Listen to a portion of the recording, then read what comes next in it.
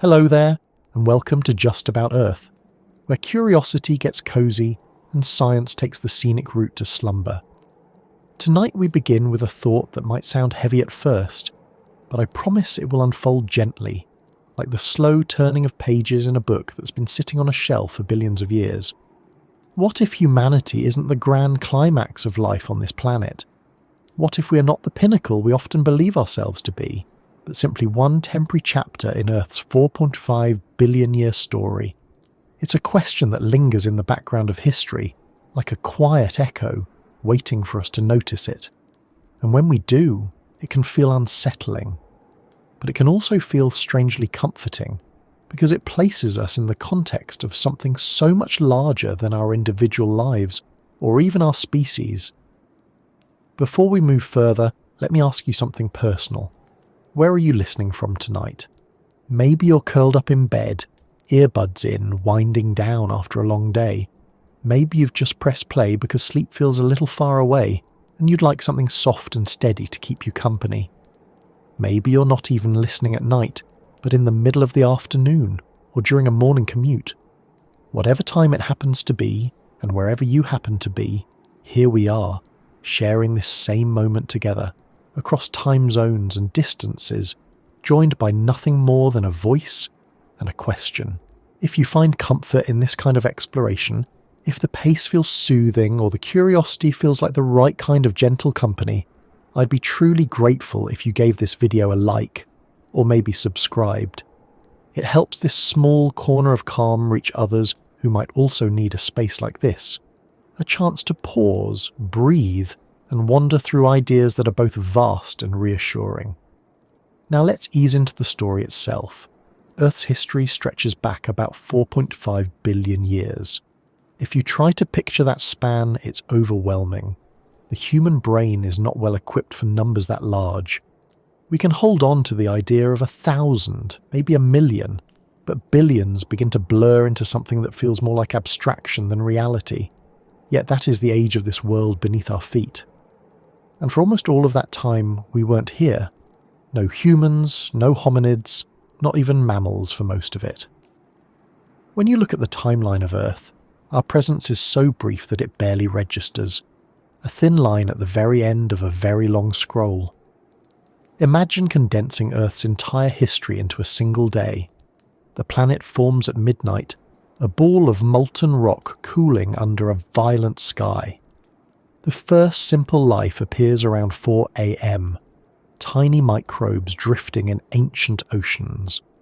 Multicellular life doesn't arrive until evening. Dinosaurs don't step onto the stage until late at night.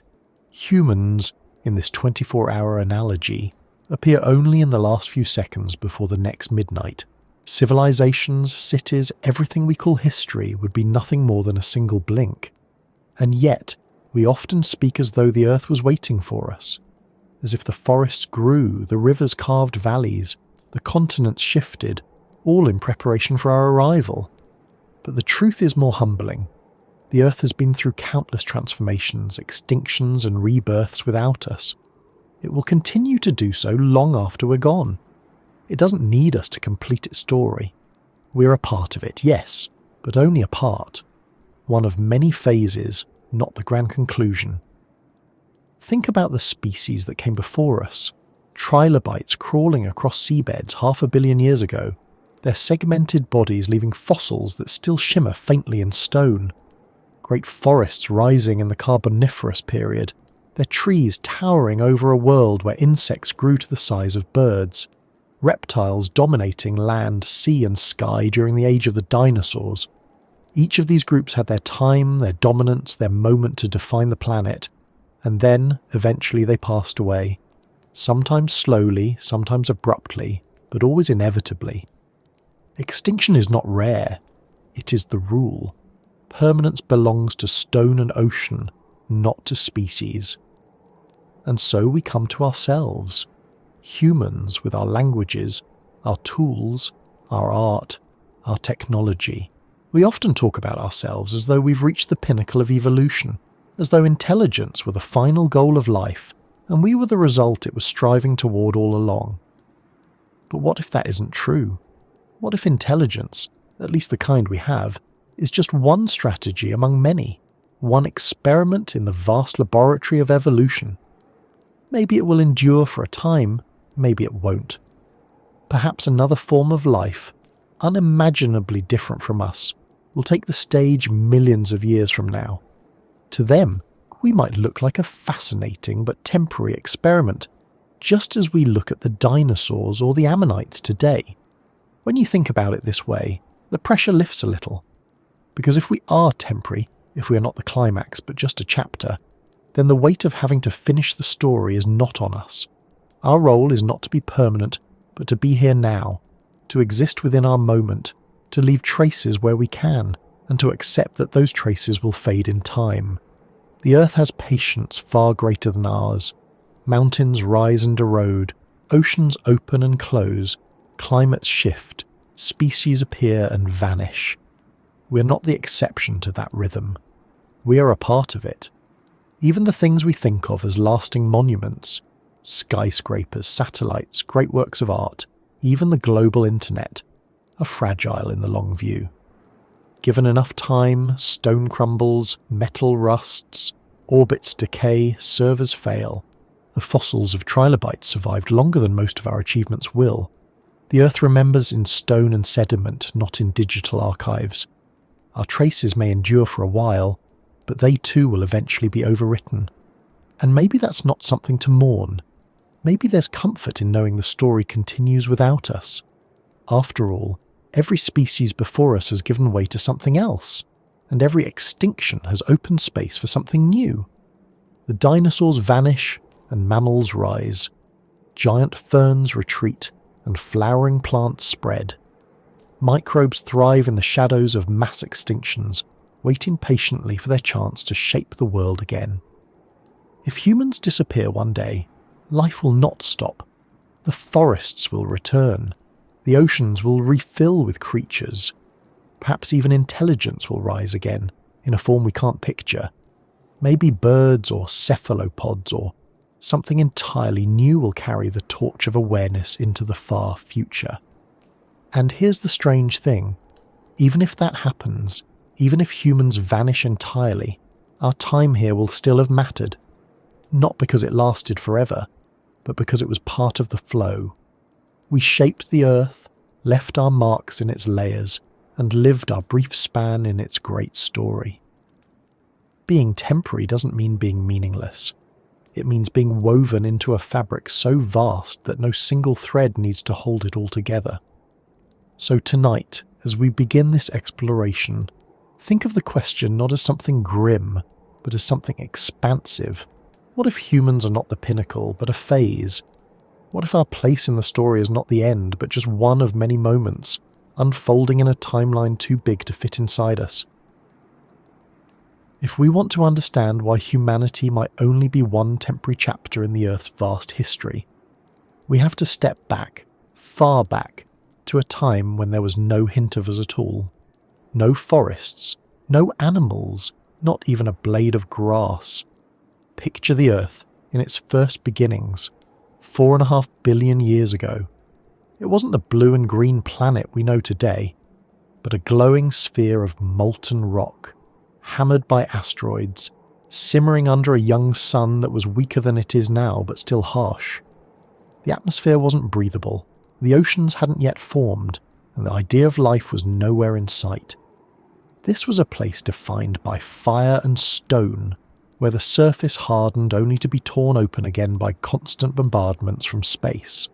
We call this time the Hadean Eon, named after Hades, the underworld of Greek mythology, because it really did resemble something like hell. Volcanoes erupted endlessly, continents didn't exist, and the sky was filled with thick toxic gases. Yet out of this chaos came the first steps toward the world we know. Slowly the bombardment eased, the surface cooled, and water began to gather. Comets and asteroids brought ice, and steam from volcanic eruptions condensed into rain. Over millions of years, those rains filled the basins of the cooling planet, and the first oceans appeared. Imagine that moment, if you can. The the sound of rain falling for centuries, drop after drop, until it became seas stretching farther than the eye could see. These oceans were silent at first. No fish swam in them, no plants grew along their shores. They were chemical laboratories, mixing minerals and molecules, stirred by tides and heated by vents from the Earth's crust. In those conditions, something extraordinary happened. We don't know the exact recipe, and scientists still debate the details, but somewhere in those silent waters, life began. The earliest microbes, so small they were invisible to the eye, emerged and found a way to replicate. They had no brains, no nervous systems, nothing resembling thought, yet they carried within them the spark of something entirely new, the ability to grow, to adapt, to evolve. And this is where Earth's story truly begins, because without those first microbes, nothing else would follow. It's humbling to realise that the creatures we often overlook today, bacteria and single-celled organisms, were the original rulers of the planet. They shaped the atmosphere, they invented photosynthesis, they transformed oceans full of dissolved iron into clearer waters. In fact, for most of Earth's history, life was nothing but microbes. Not just for a brief span, but for billions of years. Think about that. The Earth is 4.5 billion years old, and for almost 3 billion of those years, life never got beyond single cells. During that time, the surface of the planet was anything but still. Continents were beginning to form, but they looked nothing like the ones we know. They drifted slowly, colliding, breaking apart, creating mountain ranges that rose and eroded again long before our familiar continents took shape. The sky changed too. At first, Earth's atmosphere had no oxygen, only carbon dioxide, methane and nitrogen. If you were to step into that world, you wouldn't survive more than a few seconds. But then, tiny cyanobacteria began releasing oxygen as a byproduct of photosynthesis. At first, that oxygen reacted with iron in the oceans, staining rocks with vivid red layers we can still see today. But eventually, it built up in the atmosphere, creating what scientists call the Great Oxidation Event. It was one of the most dramatic shifts in Earth's history, turning the air toxic for many forms of life that couldn't handle oxygen, but paving the way for more complex organisms to evolve. If you were to stand on Earth during this early time, what would you see? The landscapes would be harsh. Volcanic islands scattered across vast oceans, barren rocks with no plants, skies tinted with strange colours from volcanic gases, lightning flashing through heavy clouds, the smell of sulphur and metal in the air. And beneath those waves, hidden from sight, the first cells multiplying quietly, changing the chemical balance of the world one tiny step at a time. There were no trees, no animals, no birdsong, but the story of life was already underway. It's easy to overlook this part of the story because it lacks the drama of dinosaurs or the familiarity of mammals. Microbes don't leave towering skeletons in museums. They don't capture the imagination of children drawing pictures of ancient worlds. But in many ways they are the most important characters in Earth's history. Without them, the atmosphere would never have shifted to something breathable. Without them, the stage for more complex life would never have been set. Every breath you take is thanks to countless generations of microscopic ancestors who slowly filled the air with oxygen. It's worth remembering this when we ask whether humans are the pinnacle of life. Because if dominance is measured in time, then microbes still win by a landslide. They've been here since the beginning, and they're still here now. They outnumber us, they outweigh us, they survive in environments we can't even approach, from boiling hot springs to radioactive waste to the crushing depths of the ocean. We often imagine intelligence as the ultimate achievement, but if survival is the measure, then the crown doesn't belong to us at all. It belongs to the microbes, who have thrived through every catastrophe the Earth has thrown their way. When we look back at this earliest chapter of Earth's history, it becomes clear how fragile our place in it really is. Life didn't begin with us, and it certainly doesn't depend on us. The Earth's first inhabitants were not humans or even animals, but tiny cells that no one would notice unless they looked through a microscope. And yet, those tiny cells shaped the future in ways beyond their own comprehension. They didn't know they were laying the groundwork for forests or insects or mammals or people. They were just surviving, adapting, dividing, carrying on. And perhaps that's a lesson we can take too. Survival isn't about being the most dramatic or the most intelligent. It's about finding a way to fit into the rhythms of the planet, however harsh they may be. The Earth doesn't guarantee permanence to any of its inhabitants. It didn't to trilobites, or to dinosaurs, or to the great forests of the past. It certainly won't to us, but it does reward adaptability, patience, and resilience. Microbes have those qualities in abundance, which is why they are still here, still thriving, still waiting, long after countless other species have vanished. As the Earth moved from these fiery beginnings into a world with oceans and the first stirrings of breathable air, the stage was being set for the next acts in its story. But those acts were still far away. For billions of years, the planet remained quiet by our standards. No sounds of animals, no rustle of leaves, no wings in the sky. Just the wind, the waves, the crackle of volcanoes, and the microscopic labour of cells multiplying in the dark. It was a patient beginning, slow and deliberate, and it reminds us that the Earth's timescale is not ours. What feels eternal to us is fleeting to the planet, and what feels unbearably long to us is only a moment in its memory. If you were to step back into the earliest eras of Earth's history, long after the firestorms of its formation had quieted and oceans had spread across its surface, you wouldn't find towering dinosaurs, lush forests, or even the simplest plants. You'd find a world ruled almost entirely by things too small to see. It's strange to imagine because when we picture life, we picture it in forms we can touch and recognise. Yet for most of Earth's history, the true rulers were microbes. They didn't just survive, they thrived, and in their own way they reshaped the planet more dramatically than any creature that came after. The timeline alone is staggering. Microbes appeared over 3.5 billion years ago.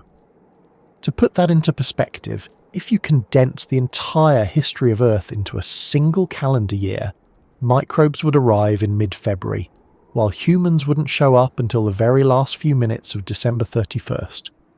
That means these tiny organisms had the planet almost entirely to themselves for 10 or 20 times longer than any recognisable animals. It was their world, and everything that came later owes its existence to them. These organisms weren't identical. Some were bacteria, some were archaea, two domains of life that still dominate today. They developed astonishing ways to make a living in environments that to us would seem impossible.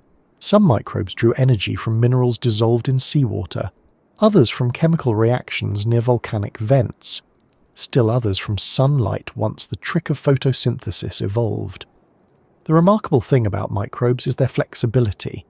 They don't need oxygen, they don't need mild temperatures, they don't need what we consider habitable conditions. As long as there's a source of energy and the right chemistry, some microbe will find a way. The greatest transformation they brought about was the oxygenation of the atmosphere. For the first billion years of their reign, Earth's skies contained almost no oxygen. Then a group of microbes called cyanobacteria discovered how to use sunlight to split water molecules and release oxygen as a byproduct.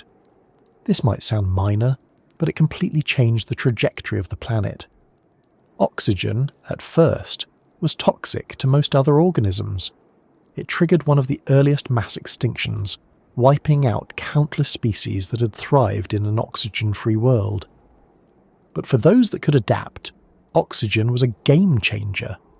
It allowed for more efficient energy use, setting the stage for larger, more complex cells, and eventually multicellular organisms.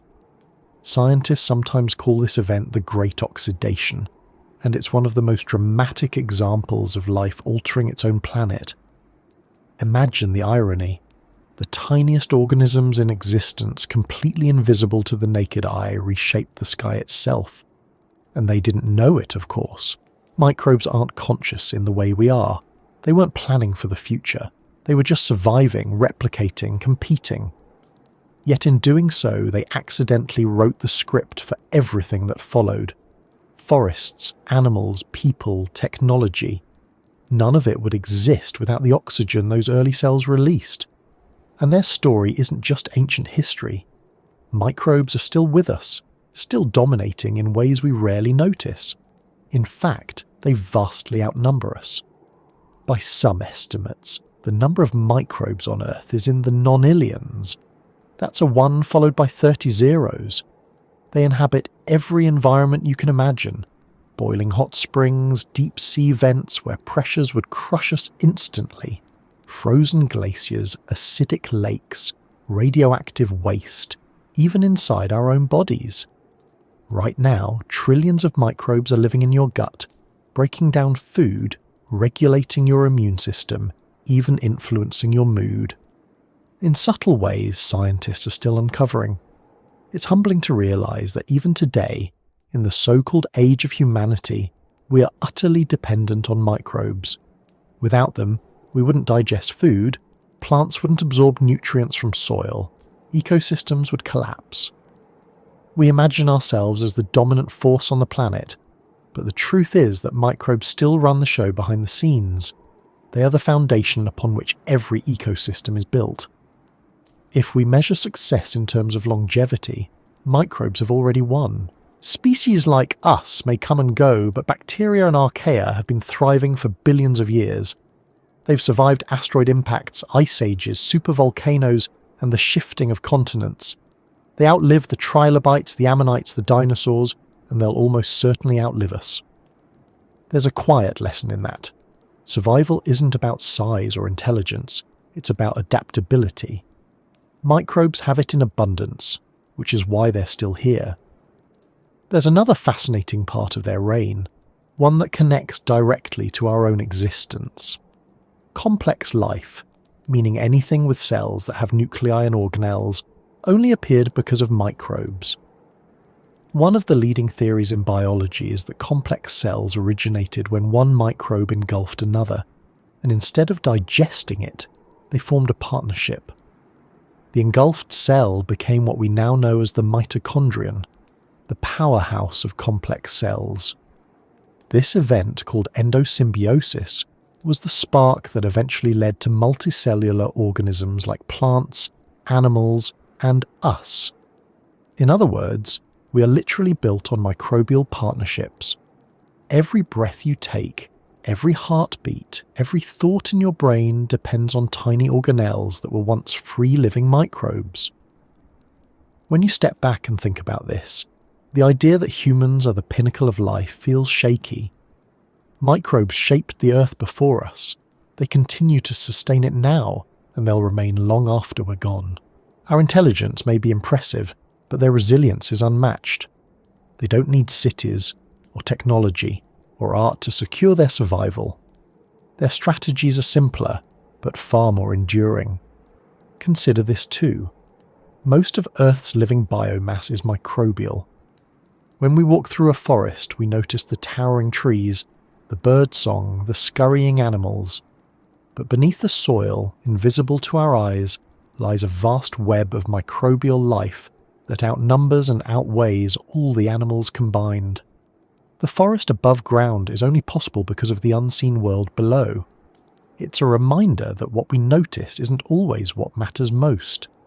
If you zoomed out far enough, the age of microbes would dominate the timeline of life far more than ours ever will. Our age, if we get one at all, will likely be brief, a thin line on the fossil record. Microbes will have pages upon pages, entire volumes of Earth's story written in their favour. And maybe that's as it should be. They were here first. They've proven they can survive nearly anything. They are the invisible monarchs of this world, even if we rarely give them credit. As we think about whether humanity is temporary, it helps to remember that we live in a microbial world. We are guests here, and though we've made dramatic changes, the hosts are still the same tiny organisms that began their rule billions of years ago. They don't demand recognition. They don't even know they're in charge, but they are. And when our species eventually fades, As all species do, microbes will continue their quiet work. They will decompose our cities, recycle our remains, and carry on as they always have. Life on Earth does not depend on us, but it will always depend on them. They are the ancient foundation, the ever-present rulers, and the inevitable future. After billions of years where microbes ruled the planet almost entirely unseen, the Earth began to change in ways that were visible, dramatic, and world-shaping. Oxygen was already creeping into the atmosphere thanks to cyanobacteria, but now it began to accumulate in larger amounts, and that changed everything. Oxygen made it possible for bigger, more complex organisms to appear. For the first time, life wasn't confined to the oceans alone. The stage was being set for a new era, one where the land itself would come alive. Imagine standing on the shore of a world before plants had spread across it. The land would look barren, mostly grey and brown, with rocky coastlines, dusty plains, and little vegetation beyond patches of algae or microbial mats. There were no forests, no grass, no flowers, nothing green at all. The air would feel strange to us, not yet fully rich in oxygen, and the climate would shift wildly between extremes. This was a planet waiting to breathe in a new way. Then, slowly, plants began to spread. It started with simple moss-like organisms hugging the ground, small and low to the soil. These pioneers were the first to anchor themselves outside the ocean, drawing nutrients directly from rock and thin soils. Over millions of years, plants developed roots, stems, and leaves, and the landscapes of Earth were transformed. Suddenly what had been bare stone became green. Hillsides were cloaked with vegetation. Coastlines sprouted the first forests. And as plants grew larger, taller, and more numerous, they began to pump oxygen into the atmosphere at levels higher than ever before. This was one of the great turning points in Earth's story. Oxygen wasn't just a gas. It was a force that rewrote the possibilities for life. With more oxygen available, animals could grow larger and more active. Ecosystems could support new complexity. Insects flourished, some of them growing to enormous sizes in oxygen-rich air. Amphibians crept out of the water, followed eventually by reptiles. Every breath they took was made possible by the silent work of plants. Forests in particular changed everything. A single tree is not just a structure of wood and leaves. It is a machine for photosynthesis, drawing carbon dioxide from the air, releasing oxygen, and creating sugars that feed countless other organisms. Multiply that by millions of trees in a forest, and you have a planetary-scale system that reshaped the chemistry of the atmosphere and provided habitats for an explosion of biodiversity. The first great forests appeared during the Devonian and Carboniferous periods, more than 300 million years ago. These weren't the forests we know today with familiar oaks and pines. They were made of towering ferns, giant horsetails, and strange tree-like plants that don't exist anymore. Their trunks rose high above swampy ground, their roots dug deep into soils, and their leaves formed dense canopies that changed the way sunlight reached the Earth's surface. Beneath them, insects buzzed, amphibians hunted, and the first reptiles crept through tangled undergrowth. Those forests also did something else remarkable. They locked away vast amounts of carbon. When plants died, much of their material was buried in swamps and sediments where it didn't immediately decompose. Over millions of years, that buried plant matter turned into coal, oil, and natural gas, the fossil fuels we use today. So when we burn coal in power plants, we are literally tapping into the energy of forests that grew hundreds of millions of years ago. It's a strange connection between our modern civilization and those ancient landscapes. But perhaps the most lasting legacy of these forests was the transformation of the atmosphere. Oxygen levels rose to unprecedented heights. During parts of the Carboniferous period, oxygen may have made up over 30% of the atmosphere, compared to 21% today. This surplus of oxygen allowed some insects to grow to enormous proportions. Dragonflies with wingspans the size of hawks, millipedes longer than a human. It must have been a surreal world, both familiar and alien. And with this new abundance came new complexity. Ecosystems grew more layered and interconnected. Plants supported herbivores, herbivores fed carnivores, and decomposers recycled the waste back into the soil. It was the beginning of the intricate web of life we recognise today. The land was no longer silent and bare. It buzzed, croaked, rustled, and echoed with the sounds of life. The planet had learned to breathe through forests, and in doing so it set the stage for everything that followed. If you zoom out and think about this moment in Earth's history, it's another reminder of how temporary our own age might be. Plants and forests reshaped the entire world, but the first great forest did not last forever. Many of the dominant tree-like plants of the Carboniferous eventually disappeared, replaced by new lineages, new ecosystems, new rhythms. The forest as an idea endured, but the specific players changed. Extinction swept through again and again, as it always does, clearing space for new forms of life. And when you trace that pattern forward to today, you can see that our forests too are temporary. The rainforests, the boreal forests, the temperate woodlands we know now, all of them are just another phase in a longer story. They feel ancient to us, but compared to the age of the planet, they are fleeting.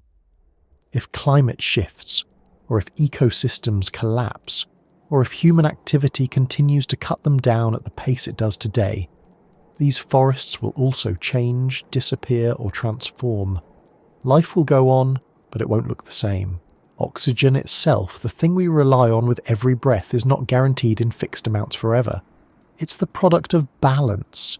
Photosynthesis on one side, respiration and decay on the other.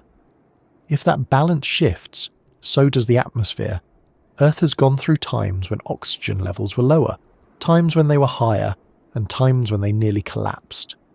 What feels permanent to us, the air we breathe, is actually the result of countless living processes working together, most of them invisible and uncelebrated.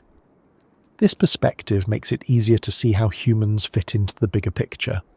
We often talk about how we've changed the planet, and it's true, but plants changed it first, on a scale we can barely imagine. Microbes made the first atmosphere and plants made the second.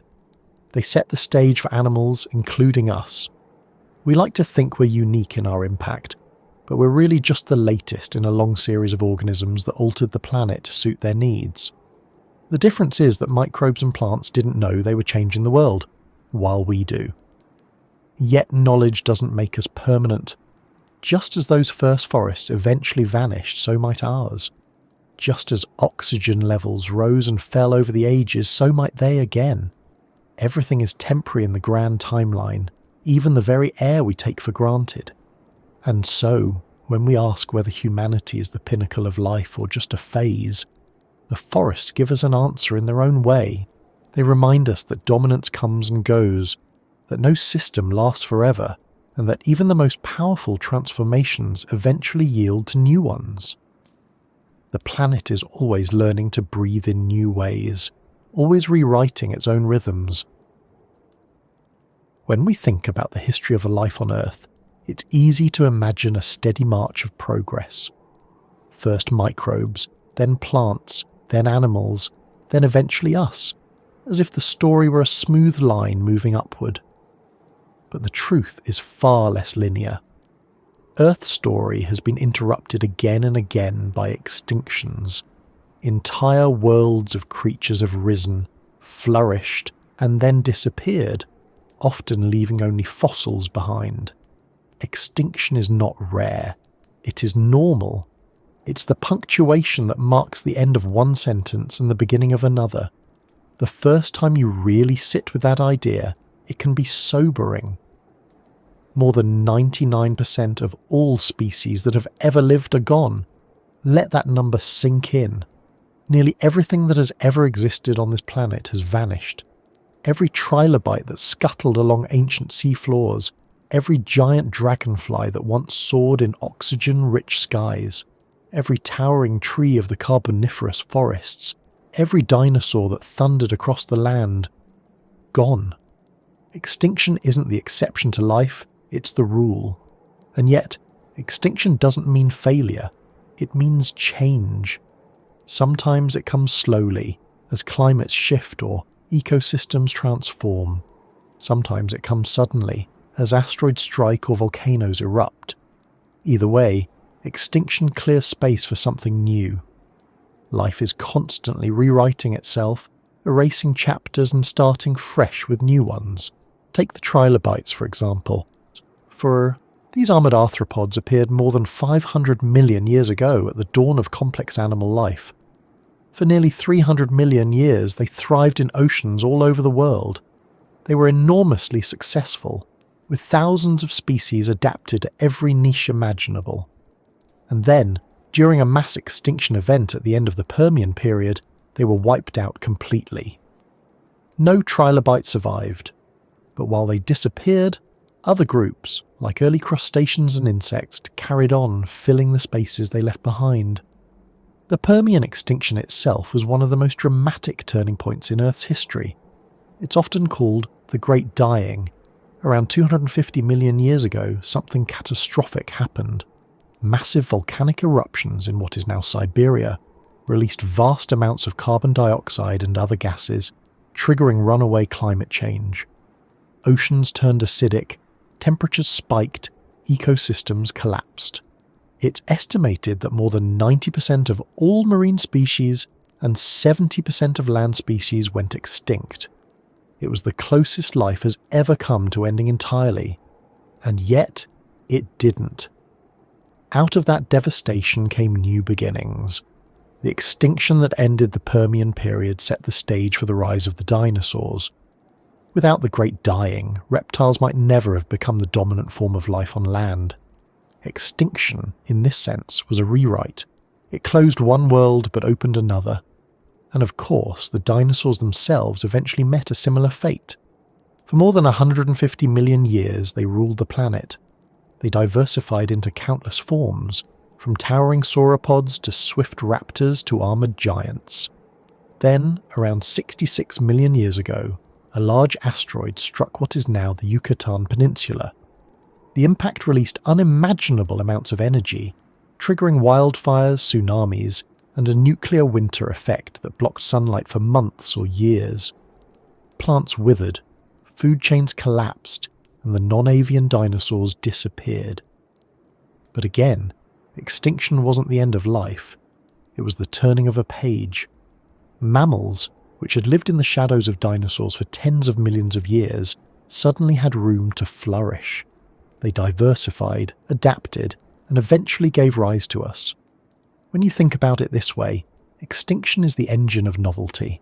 It's brutal, but it makes room for new experiments. Without mass extinctions, the history of life would look very different. Humans might not exist at all, but extinction doesn't always arrive in catastrophic bursts. Sometimes it creeps in quietly, almost unnoticed, as conditions shift over long timescales. A species might decline because a new competitor arrives, or because its environment gradually changes. Think of the mammoths and saber-toothed cats of the last ice age. They weren't wiped out by a single asteroid or volcano. They faded slowly, through a mix of climate shifts and human hunting pressure. For thousands of years they coexisted with early humans, and then one day they were gone. In this sense, extinction is a constant background hum in the story of life. Species are always appearing and disappearing, even without dramatic disasters.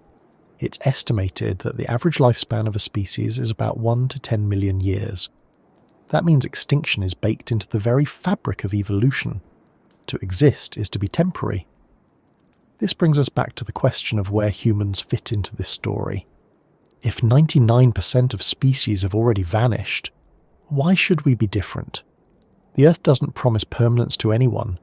We like to think of ourselves as exceptional, but we're bound by the same rules as trilobites, ammonites, mammoths, and dinosaurs. Our intelligence may give us tools to adapt, but intelligence doesn't guarantee survival forever.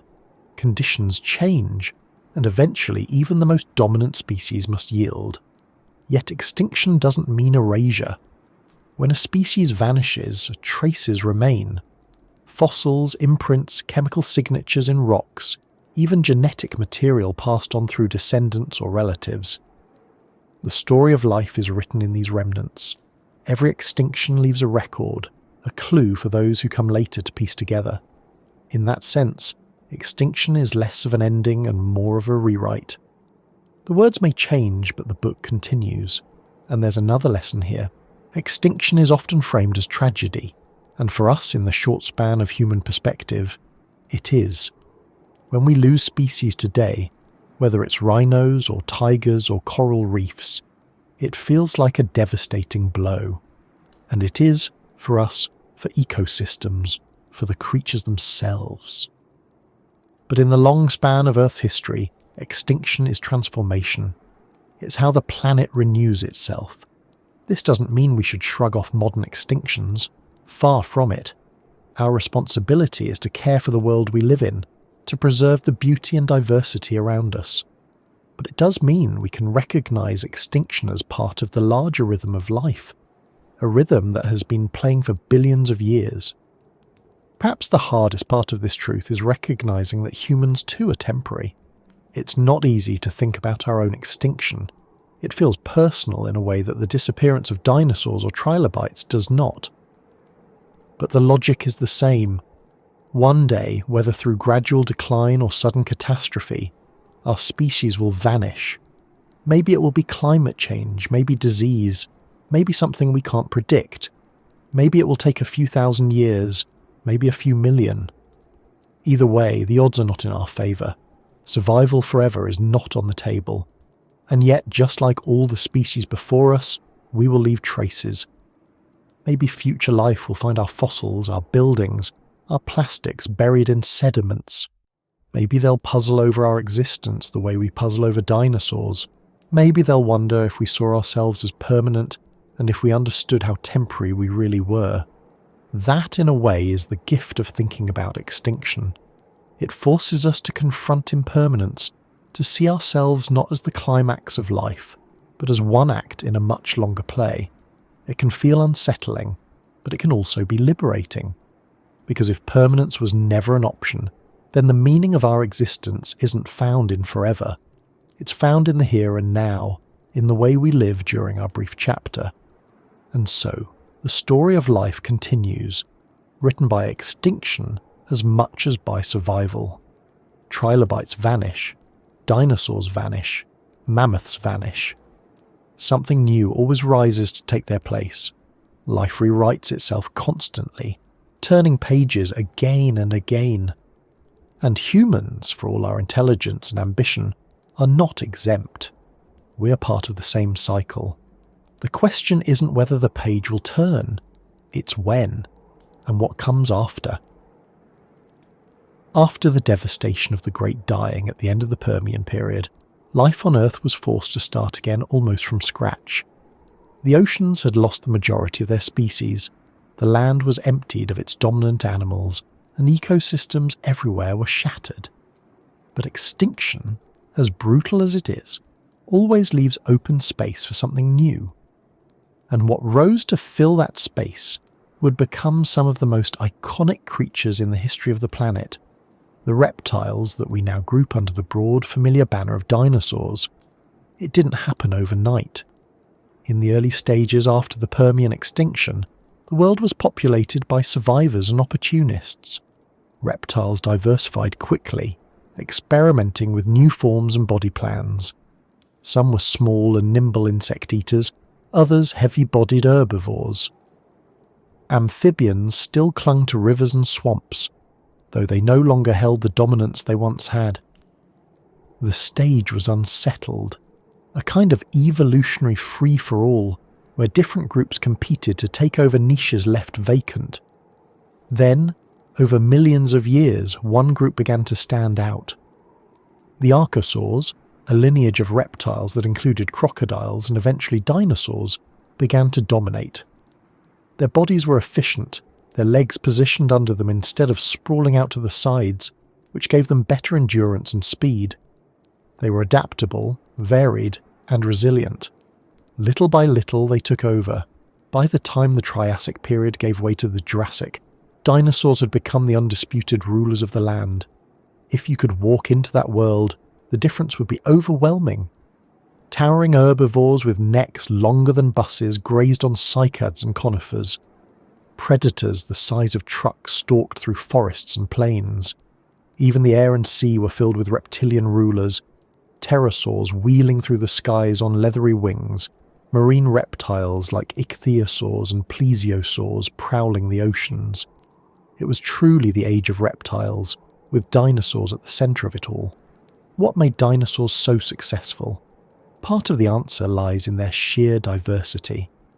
Not all dinosaurs were enormous, though we tend to remember the giants. Some were the size of chickens, darting quickly through undergrowth. Others lived in herds, travelling across vast landscapes in search of food. Some developed feathers, originally for insulation or display, long before they were used for flight. Their adaptability meant they could occupy almost every ecological role imaginable. And they lasted a long time. Dinosaurs reigned for more than 150 million years. To put that in perspective, modern humans have existed for about 300,000 years. Our entire species' history would barely register as a fraction of a percent of the dinosaur era. When you think about dominance in terms of longevity, dinosaurs were unimaginably successful. Their world wasn't static. Climates shifted, continents drifted, sea levels rose and fell. Yet dinosaurs endured through it all. They survived smaller extinction events, adapted to new environments, and continued to evolve. They were not fragile rulers. They were resilient, patient, and remarkably capable of weathering change. It's worth noting that dinosaurs weren't just giant lizards, as early scientists once thought. They were an incredibly varied group with complex behaviours. Evidence suggests many cared for their young, building nests and protecting hatchlings. Some travelled in herds, suggesting social structures. Others developed elaborate crests and frills, perhaps for communication or display. Their lives were not so different in some ways from the animals we know today. And then, after ruling the Earth for longer than we can really grasp, their age came to an end. Around 66 million years ago, an asteroid struck near what is now the Yucatan Peninsula.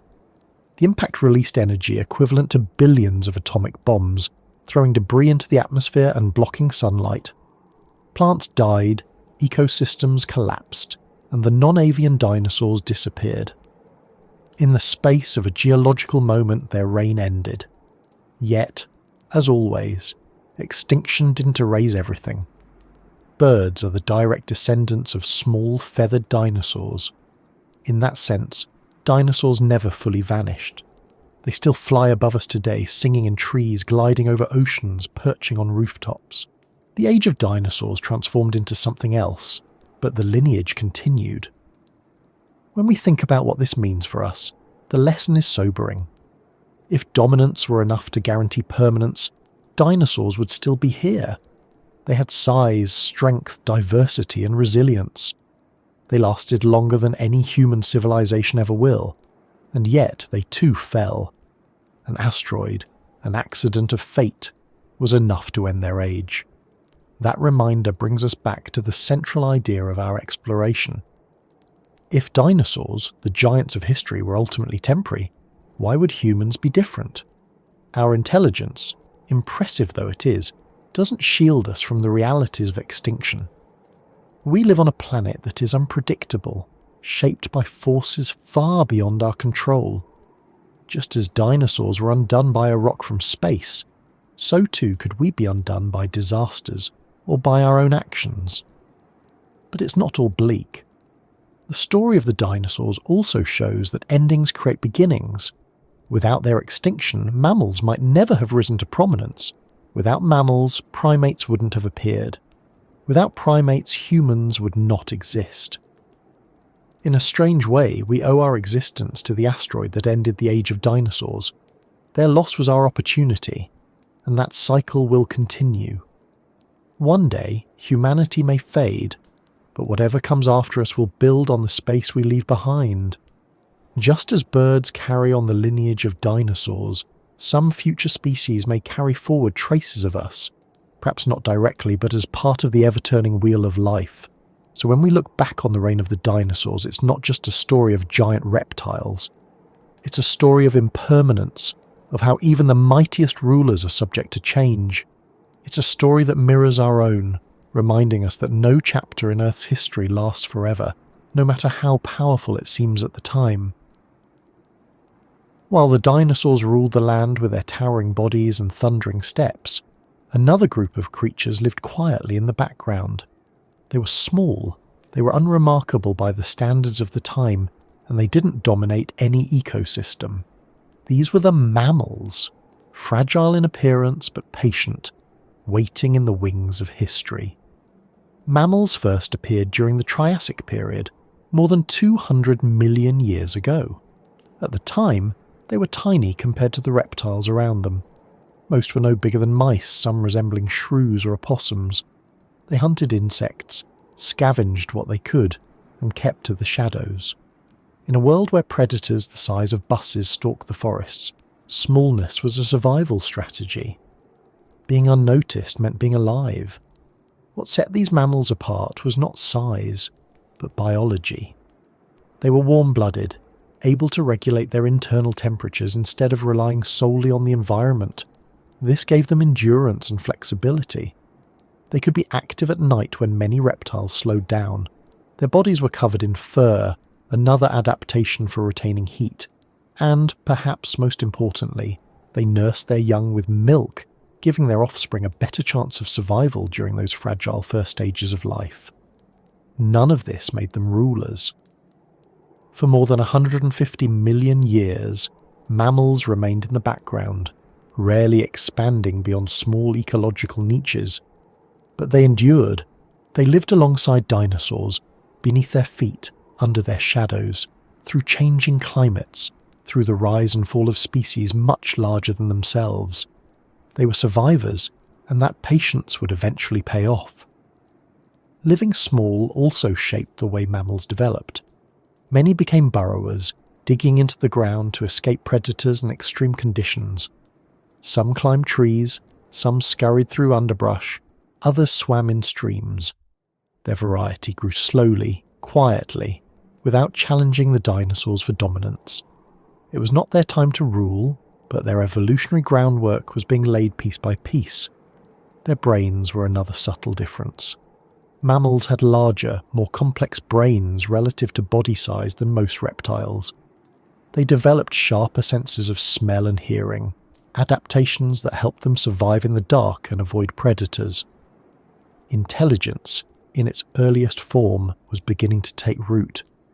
It wasn't the intelligence of humans yet, not by a long stretch, but the seeds were there. Then came the moment that would change everything. 66 million years ago, the asteroid struck. The skies darkened, the climate shifted, plants withered, and the dinosaurs, except for the birds, disappeared.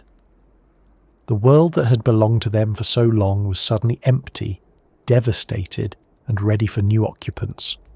Mammals, small and adaptable, were ready. Their size, once a disadvantage in a world of giants, now became an advantage. They needed less food, they could hide, they could reproduce quickly. They filled the niches left open by the dinosaurs. What had once been a world of shadows turned into a world of opportunity. In the millions of years that followed, mammals exploded in diversity. Some grew large, becoming the ancestors of whales, elephants, and bison. Others developed into primates, eventually giving rise to us. The age of mammals had begun, but it was built on a foundation of survival strategies honed during the time of dinosaurs. Without those long ages of quiet persistence, mammals might never have been able to seize their moment. When we think about this part of the story, it's tempting to focus only on the eventual outcome, humanity. But the truth is broader. The mammals' rise was not inevitable, and it wasn't aimed at us specifically. It was simply the result of resilience, of adaptability, of being able to survive where others could not. Mammals were not the most powerful or dramatic creatures, but they were persistent. And sometimes persistence is what history rewards. This is another reminder that humans are not the pinnacle of life, but one branch among many. Our existence rests on a chain of accidents, extinctions and adaptations stretching back hundreds of millions of years. The dinosaurs fell, mammals rose, and eventually primates emerged. But if history had taken even slightly different turns, the outcome might have been entirely different. Even now, many of the traits that allowed early mammals to thrive are still with us. We are warm-blooded, we care for our young, we have complex brains, we can adapt to different environments. But just as those traits didn't guarantee permanence for mammals in the long run, they don't guarantee permanence for us either. We are temporary inheritors of their strategies, not eternal masters of them. In the quiet persistence of early mammals, there is a lesson. Survival doesn't always belong to the biggest or the strongest, or the most dominant. Sometimes it belongs to those who endure quietly, who adapt patiently, who wait for the right moment. Mammals did that for more than 150 million years, and when their moment came, they were ready. And so, as we consider humanity's place in Earth's story, it's worth remembering that we began not as rulers, but as survivors. Our ancestors were not kings of the landscape, but small, unnoticed creatures hiding in shadows. We carry that legacy with us, even if we rarely think about it. When mammals had spread across the earth and carved out their place after the fall of the dinosaurs, one branch began a slow journey that would eventually lead to us. It didn't happen quickly, and it didn't happen with the inevitability we sometimes imagine. There was no guarantee that primates would rise, no certainty that intelligence would blossom into something more. But piece by piece, through chance, environment and adaptation, our ancestors found themselves on a path that would eventually create what we now call humanity. Our beginnings were fragile. The earliest hominins, appearing in Africa a few million years ago, were not kings of their world. They were small compared to the predators around them. They lacked sharp claws, heavy armour or great speed. Survival wasn't easy. They lived in shifting environments, where forests gave way to grasslands, where water sources moved, where food wasn't always predictable. In that landscape, survival depended less on brute strength and more on flexibility. One of the first sparks that set our lineage apart was the ability to use tools. Even before us, primates like chimpanzees had used sticks to fish termites from mounds or stones to crack nuts. But early humans began shaping stones deliberately, crafting edges for cutting, chipping them to make sharp points. This may not sound dramatic, but it opened new possibilities. With tools, our ancestors could butcher animals, cut plants more efficiently and defend themselves more effectively. It was a small step toward controlling the environment rather than being entirely at its mercy. Then came fire. It's hard to overstate how transformative fire was. The earliest controlled use of fire is debated, but evidence suggests it stretches back hundreds of thousands of years. Fire provided warmth in cold nights, protection from predators, and a way to cook food. Cooking, in turn, unlocked more nutrients from meat and plants, fueling larger brains and more energy for survival. Fire was not just a tool, it was a force multiplier, something that expanded the boundaries of what was possible. Fire also changed the rhythm of life. Before fire, night was dangerous and limiting. After fire, humans could extend their days, gathering around flames, sharing food, telling stories.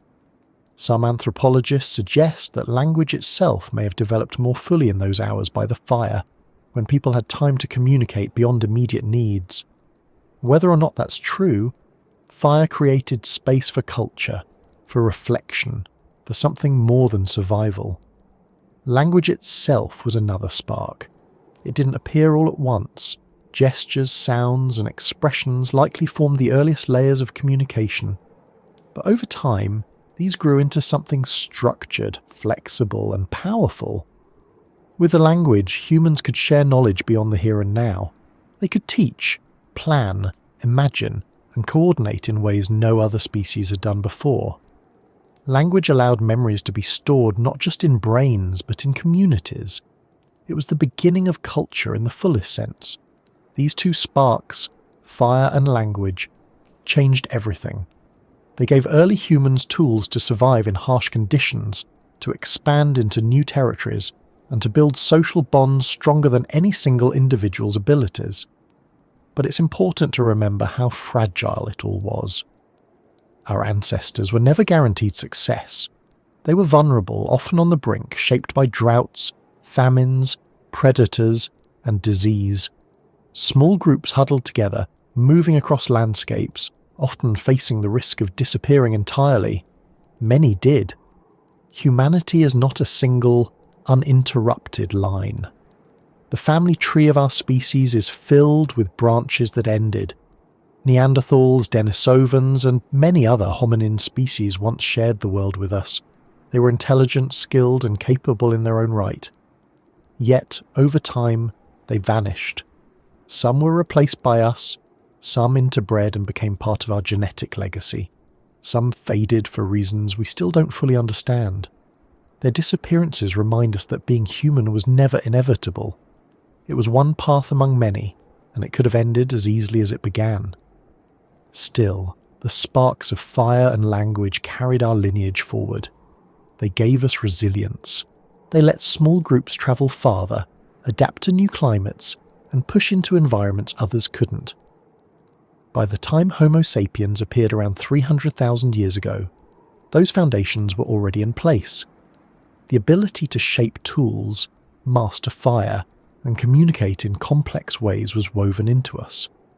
They were the fragile beginnings of what would become civilization. What's striking is how ordinary those beginnings might have seemed at the time. Imagine a group of early humans gathered around a fire. They weren't thinking about the future of the species, or about building cities or writing books. They were warming their hands, cooking food, keeping predators at bay, perhaps laughing or comforting each other. Yet from those simple acts came the foundation of everything we know. And this, again, reminds us that humanity's story is not about destiny, but about chance and fragility. We rose not because we were guaranteed to, but because small advantages accumulated over long stretches of time. Fire was discovered, language evolved, culture took shape. Each step built on the last, often in ways no one could have predicted. Our beginnings also show how dependent we are on cooperation. Early humans could not have survived alone. Fire needed tending, food needed sharing, children needed protecting. Language made that cooperation stronger, but the instinct to live together was always part of our survival. Humans are social not because it's pleasant, but because it was necessary. So when we ask whether humans are the pinnacle of life or just a phase, it helps to look back at how fragile those first sparks were. We were never inevitable. We were never destined to last forever. We are the result of small survivors who learned to endure, who found sparks in fire and language, who managed to build something more than survival. And those sparks, though powerful, don't guarantee permanence. Fire can burn out. Language can fade. Cultures can collapse. Just as they began, they can end. Once fire and language gave us a foothold, humanity's story began to accelerate. For hundreds of thousands of years, the pace of change was slow. Tools shifted only gradually. Lifestyles remained tied to hunting and gathering, and survival was still precarious. But somewhere along the way, the tempo quickened. Inventions built on each other. Knowledge accumulated, and what once took millennia to change began to shift in centuries, then decades, then even faster. From the first chipped stones to orbiting satellites, the acceleration of human history has been staggering. It started small. Sharpened stones became spears and axes. Humans learned to fasten points to wooden shafts, turning simple rocks into weapons with range and force. Hunting became more efficient, defense more effective. With spears, groups could take down larger prey, feed more people, and expand into new environments. The balance between humans and the world around them began to tilt ever so slightly in humanity's favour. Then came the bow and arrow, a leap that added precision and distance to survival. Now hunters could strike from farther away, reducing risk and increasing success. Small innovations like these compounded, and with each one, humans gained more control over their circumstances. But the real shift came with agriculture. Around 10,000 years ago, in several places across the globe, humans began to domesticate plants and animals. Farming replaced foraging. Instead of moving constantly in search of food, people stayed in one place, planting seeds, tending crops, raising herds. This was a turning point as dramatic as fire. It allowed for surplus food, larger populations, permanent settlements, and eventually cities. With agriculture came new tools: ploughs, irrigation systems, grinding stones. With cities came walls, roads, and marketplaces. With larger populations came hierarchies, governments, and organised religions. Every step of the way, the pace of change quickened. Writing appeared first as marks on clay tablets, then as alphabets carved into stone, painted on papyrus, inked on parchment. Language, once only spoken, now became visible, permanent, and transferable across time. Knowledge no longer lives solely in memory. It could be recorded, shared, preserved. This was another spark that accelerated everything. Civilizations rose and fell, each leaving behind contributions that built on what came before: the wheel, mathematics, astronomy, medicine, architecture. Trade connected distant lands, spreading ideas as well as goods. Wars pushed technology forward in brutal ways, while peace allowed for art and science to flourish. Humanity was no longer simply surviving, it was reshaping the world. Metalworking transformed tools and weapons. Bronze, then iron, then steel gave humans stronger materials to build with and fight with. Ships carried explorers across seas. Compasses, maps, and navigation tools shrank the world, linking continents. Printing presses multiplied books, spreading ideas faster than ever before. Telescopes revealed the scale of the cosmos, microscopes the hidden worlds within a drop of water. And then, in just the last few centuries, the acceleration became almost dizzying. The Industrial Revolution turned coal and steam into engines of power, moving machines that transform production, transportation, and daily life.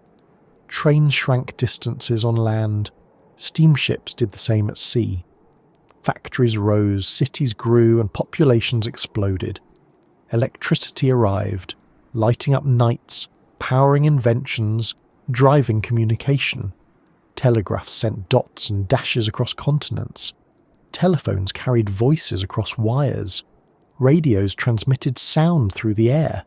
Then came motion pictures, airplanes, automobiles. Each invention shrank the world further, speeding up not only travel and communication but the pace of life itself. In less than 2 centuries, humanity went from horse-drawn carts to jet engines, from handwritten letters to instant messages. Knowledge exploded, discoveries piled on discoveries, and the trajectory tilted upward faster and faster. And then space. Rockets, first designed for war, carried satellites into orbit. Humans set foot on the moon. Spacecraft explored planets. Telescopes captured light from galaxies billions of years away. What had once been stories told under the stars around campfires became realities. In only a few thousand years, a blink compared to the age of the Earth, humans had gone from chipped stone spears to satellites circling the planet. This acceleration is unlike anything else in the history of life. No other species has reshaped its environment, its tools, and its knowledge at such speed. But the very pace that defines us also raises questions. How sustainable is this acceleration? Can it continue indefinitely? Or will it, like so many other rises in Earth's history, eventually plateau or collapse? Because with acceleration comes risk. The same tools that allowed us to thrive also give us power to destroy. Fire once kept us warm and safe, but it also burned forests. Agriculture fed millions but altered ecosystems. Industrial revolutions built prosperity but filled the skies with carbon. Satellites link the world but also track weapons and conflicts. Each advance carries both possibility and danger, creation and destruction. And it's worth remembering that while our acceleration feels monumental to us, in Earth's larger story it may be temporary. The dinosaurs ruled for 150 million years without inventing wheels, roads or rockets, and yet they too vanished. Mammals lived in the shadows for over 100 million years before rising.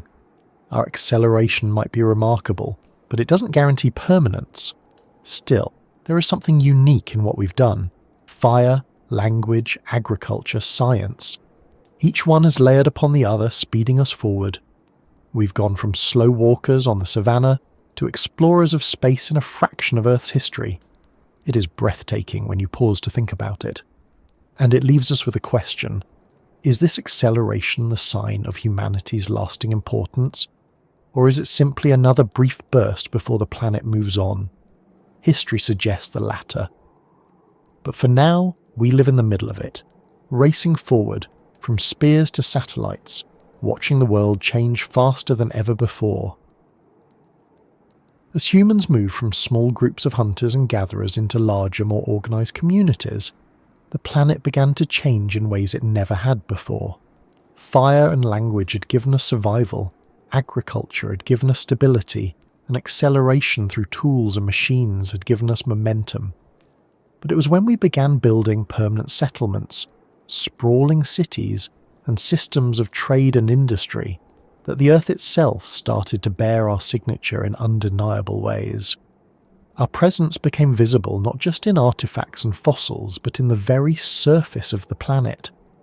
Cities are one of the clearest marks of our species. From their beginnings, they represented something more than just clusters of homes. They were centres of culture, governance, trade, and technology. Jericho, Uruk, and Mohenjo-Daro stand among the earliest known examples, thousands of years old, where people gathered in numbers larger than any single family group could sustain. Once humans began clustering together, specialization emerged. Some grew food, some built structures, some crafted tools, some governed. This division of labor created complexity, and complexity created momentum. Stone gave way to brick, mud gave way to marble, wood gave way to steel and glass. Cities rose and fell, some leaving ruins that still inspire awe, others leaving only faint traces in the ground. Yet the idea of the city persisted. Today, more than half of the world's population lives in urban environments, and the glow of human settlement can be seen from orbit. It is one of the clearest signals that Earth is a planet touched deeply by a single species. But cities are only one part of the stamp. The way we have altered the chemistry of the atmosphere is another. When humans began burning wood and later coal, oil and gas to power our machines, the balance of carbon dioxide in the air began to shift.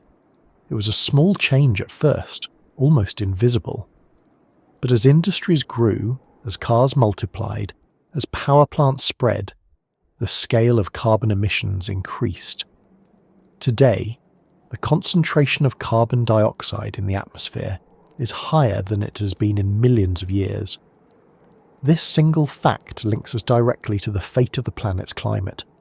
The warming we're seeing, the melting glaciers, the shifting weather patterns, they're all part of our stamp. No other species has ever altered the atmosphere in this way, and it will be one of the clearest markers of our existence long after we are gone.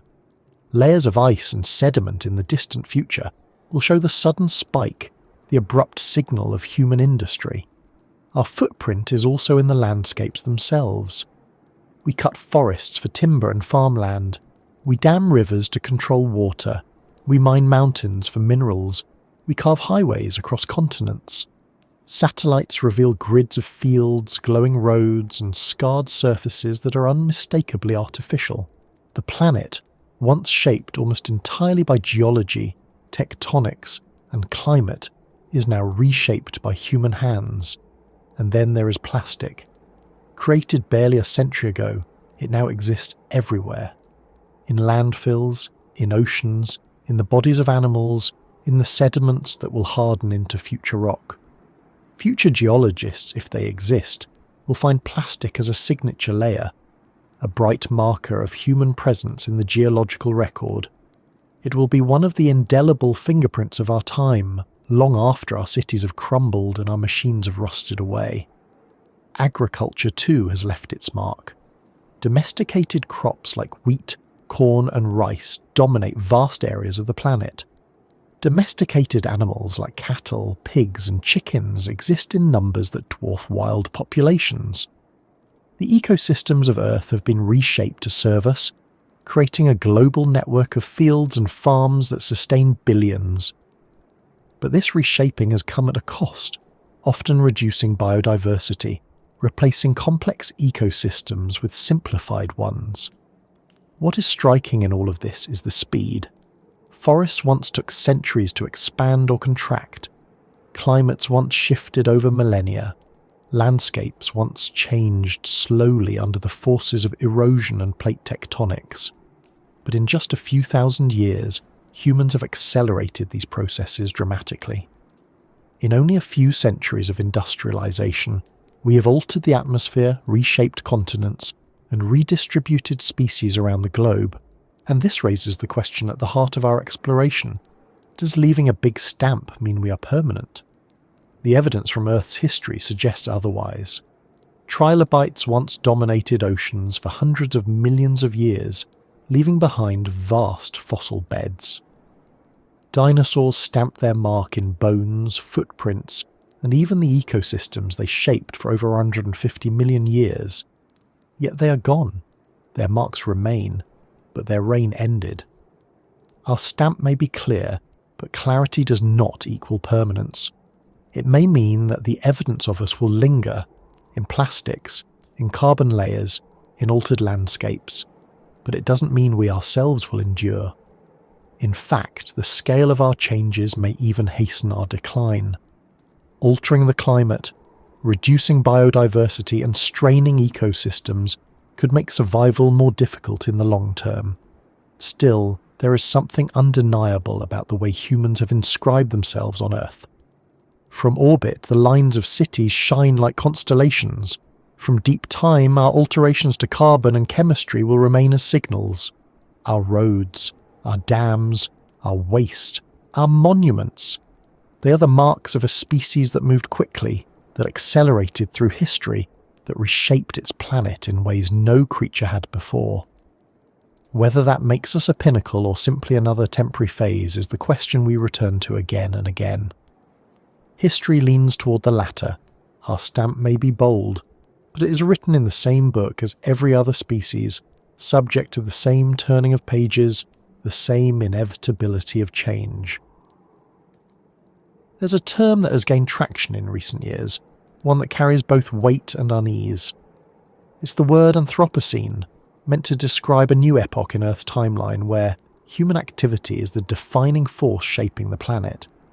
It suggests that we, through our cities, our machines, our carbon, and our consumption, have altered the world so deeply that we've created a geological age named after ourselves. It's an idea that flatters us, but also one that might mislead us if we're not careful.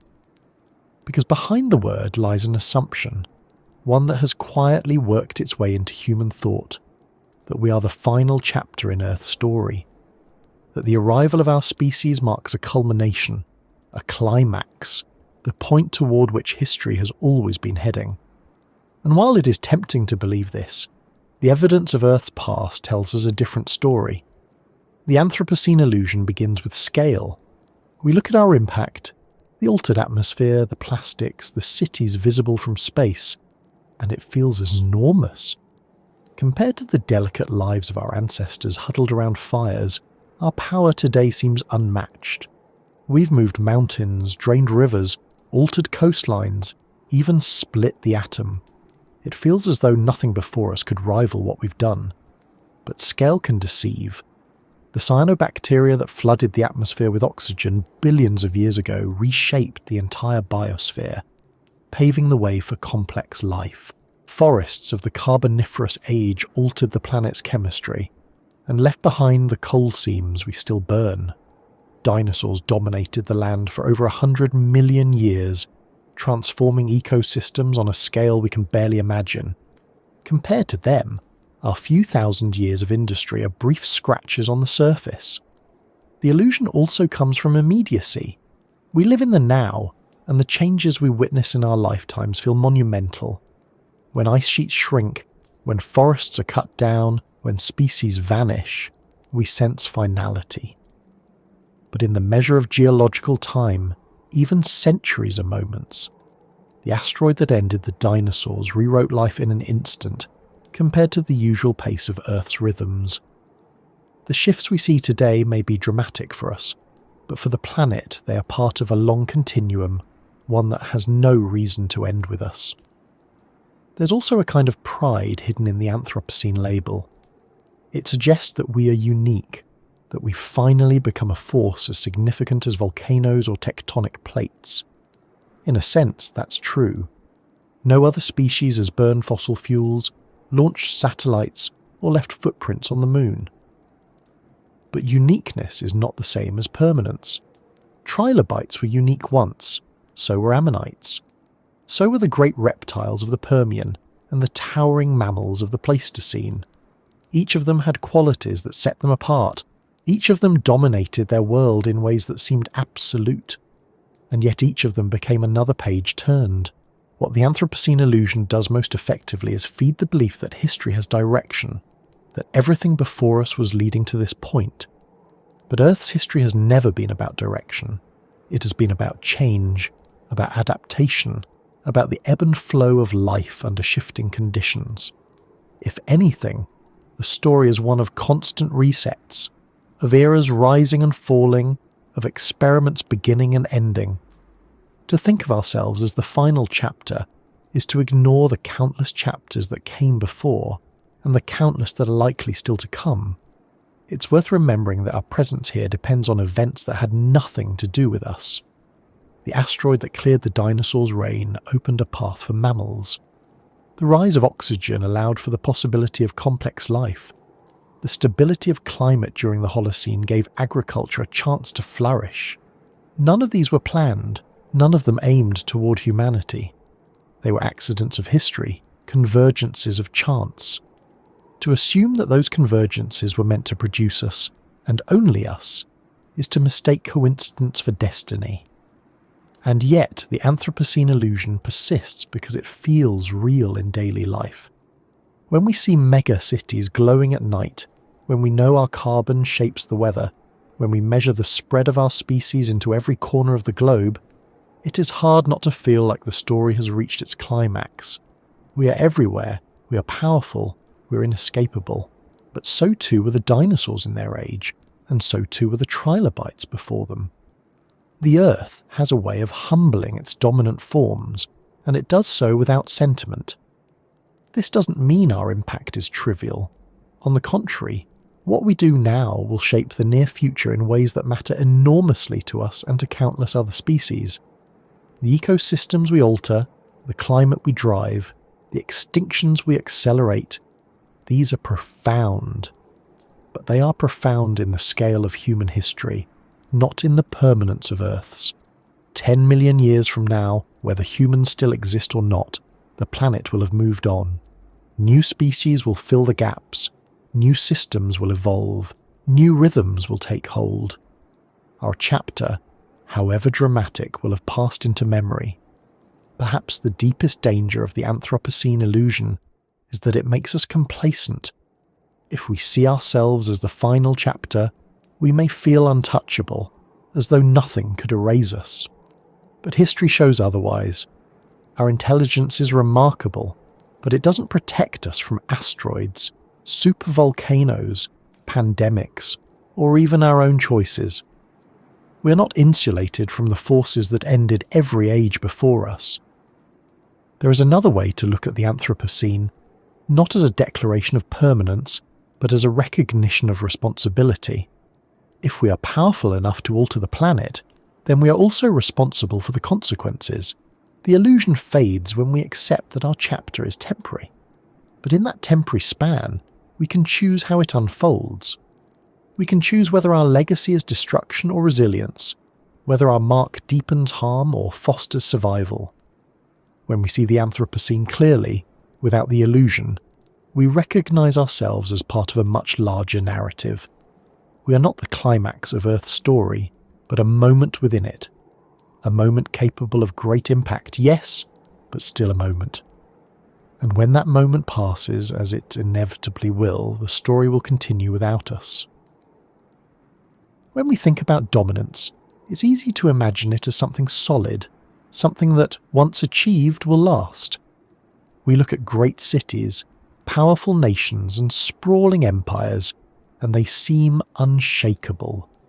Their monuments rise above landscapes, their armies march across borders, their influence stretches beyond their own lifetimes. But history has a way of showing us that dominance is fragile. Every civilization, no matter how mighty it once appeared, has eventually cracked and fallen. The earliest civilizations remind us of this. Take Mesopotamia, often called the cradle of civilization. It was here that humans first built cities, developed writing, and organized large-scale agriculture. For centuries, city-states like Uruk, Ur, and Babylon thrived. Their walls seemed impenetrable, their temples eternal. Yet floods, droughts, invasions, and internal struggles weakened them again and again. Kingdoms rose, but none lasted forever. Today, the ruins of those cities are silent reminders that permanence was never theirs. Egypt, with its pyramids and pharaohs, seemed immortal to those who lived under its rule. The Nile provided food, trade, and stability. Dynasties endured for thousands of years, a span longer than most other civilizations could dream of. And yet Egypt too fractured, absorbed by foreign powers, transformed into something else. Its monuments still stand, but the culture that built them is long gone. Rome is another striking example. At its height, the Roman Empire stretched across Europe, North Africa, and the Middle East. Its roads, aqueducts, and laws bound millions together. Roman legions enforced its will. Roman architecture reshaped landscapes. Roman culture seemed unstoppable. But over time, pressures mounted. Corruption, economic strain, overexpansion, and waves of invasions eroded its strength. Eventually Rome split, weakened, and collapsed. Its ruins remain, its ideas echo in our institutions, but the empire itself became history. What these examples show is that dominance is never as permanent as it feels in the moment. Civilizations often crumble under a mix of pressures, both external and internal. Sometimes it's environmental, drought, famine, disease. Sometimes it's political, corruption, inequality, unrest. Sometimes it's military, invasions, uprisings, wars. Often it's all of these together, weaving a web of fragility beneath a facade of strength. The Mayan civilization built vast cities in the forests of Mesoamerica, with towering temples and sophisticated knowledge of astronomy. For centuries they thrived, creating art, architecture, and systems of governance. But eventually environmental stress, deforestation, and prolonged drought combined with internal conflict to unravel them. Their great cities were abandoned, left to be swallowed by the jungle. The same pattern appears in countless places. The Indus Valley civilization, advanced for its time, disappeared for reasons still debated, likely a mix of climate shifts and changing rivers. The Anasazi of the American Southwest built remarkable cliff dwellings, only to move on after droughts made survival impossible. Civilizations large and small rise with energy and optimism, but over time cracks appear, and the weight of those cracks brings them down. If we look closely, the fragility of dominance is not an exception but a rule. No system, no matter how advanced, is immune to collapse. And this brings the lesson directly to us. Because if Egypt, Rome, Mesopotamia, and countless others could fall, What makes us think our global civilization is immune? Today, our dominance feels more secure than ever. We have technology that links the world instantly. We have cities larger than the entire nations of the past. We have medicine that cures diseases once fatal, machines that span the skies, satellites that orbit the Earth. We produce food on massive scales. We control rivers. We reshape landscapes. But so too did the great civilizations of the past feel secure, right up until they didn't. Our vulnerabilities are not so different from theirs. Climate change threatens agriculture and stability, just as droughts weakened past societies. Political divisions, inequality, and corruption strain governments, just as they did in Rome. Conflicts and wars destabilize regions, as they always have, and in addition to these old threats, we face new ones: nuclear weapons, global pandemics, and technological risks that earlier civilizations never imagined.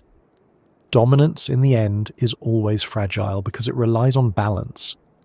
Balance between people and environment, between rulers and ruled, between expansion and sustainability. When balance breaks, cracks widen. Once those cracks grow, even the strongest walls fall. This is not to say collapse always erases everything. When civilizations fall, they often leave behind fragments that shape the next. Rome's laws influenced Europe for centuries. Egypt's monuments inspired generations. Mesopotamia's writing gave us alphabets. The fall of one society can clear the way for another, just as the extinction of one species makes room for the rise of another. Endings feed beginnings. But it does mean that we should view our own dominance with humility. Our skyscrapers, our power grids, our internet. They may feel eternal, but so too did the pyramids, the aqueducts, the temples, and the libraries of past ages. Time showed that nothing built by human hands is beyond decay. The fragility of dominance reminds us that permanence is an illusion. We are not immune to the forces that undid every civilization before us. We live in a chapter of abundance and connection, but history suggests it will not last forever. One day, our cities too may fall silent, our monuments weather, our systems unravel. The Earth will continue, but our dominance will fade. When we think about a world after humanity, it can feel like a grim exercise, a vision of absence and silence. Yet if we shift the perspective away from us and back onto the planet itself, the story becomes less about endings and more about transformation.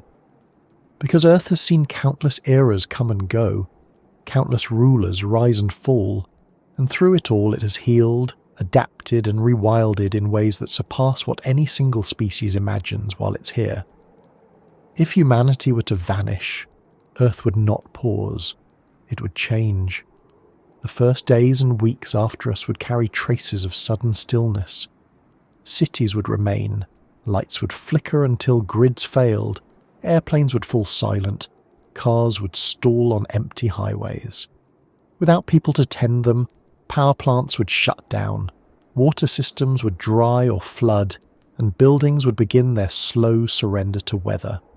Pets and livestock would roam or struggle depending on their environments.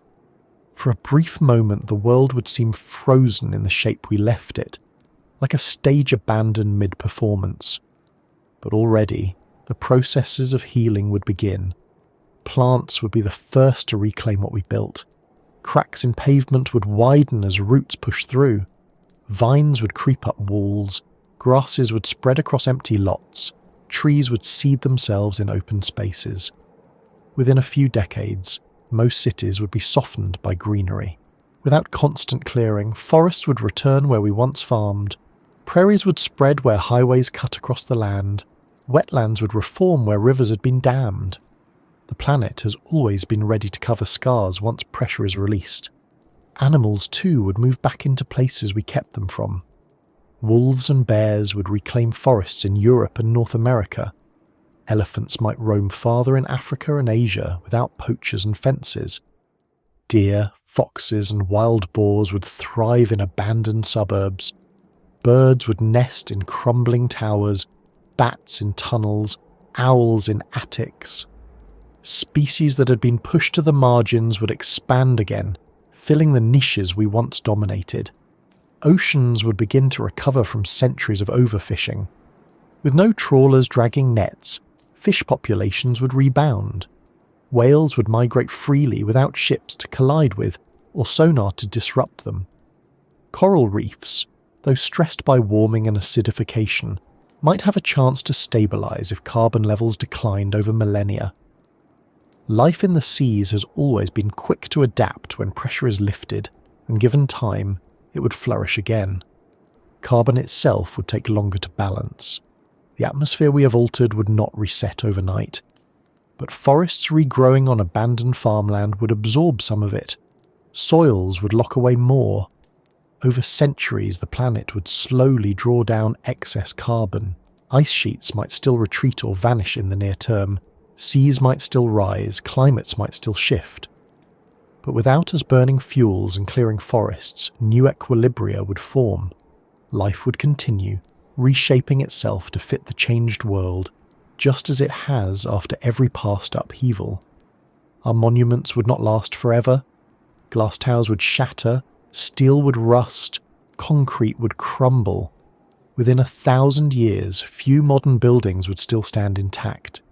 Within tens of thousands of years, even the grandest cities would be ruins buried under soil and forest.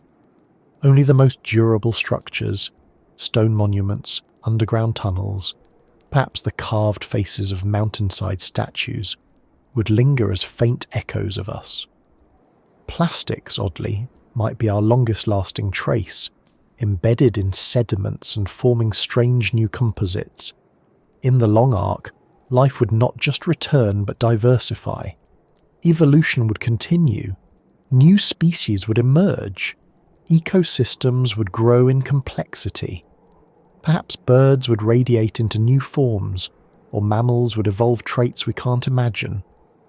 Perhaps some surviving primates would grow more intelligent over millions of years, repeating in their own way the experiment of consciousness. Or perhaps entirely different lineages, cephalopods, insects, reptiles, would find paths into new dominance. The future would be as open and surprising as the past has always been. Rewilding is not just about ecosystems, but about balance. Without human industry, rivers would meander back into old courses, wetlands would spread, coastlines would shift naturally. The noise of machines would vanish, leaving soundscapes of wind, water, and animals. Night skies would darken without artificial light, stars shining again as they did for most of Earth's history. The rhythms of the planet would return to cycles of sun, moon, tide, and season, without interference from electric grids or industrial schedules. This doesn't mean the Earth would return to some imagined pristine state.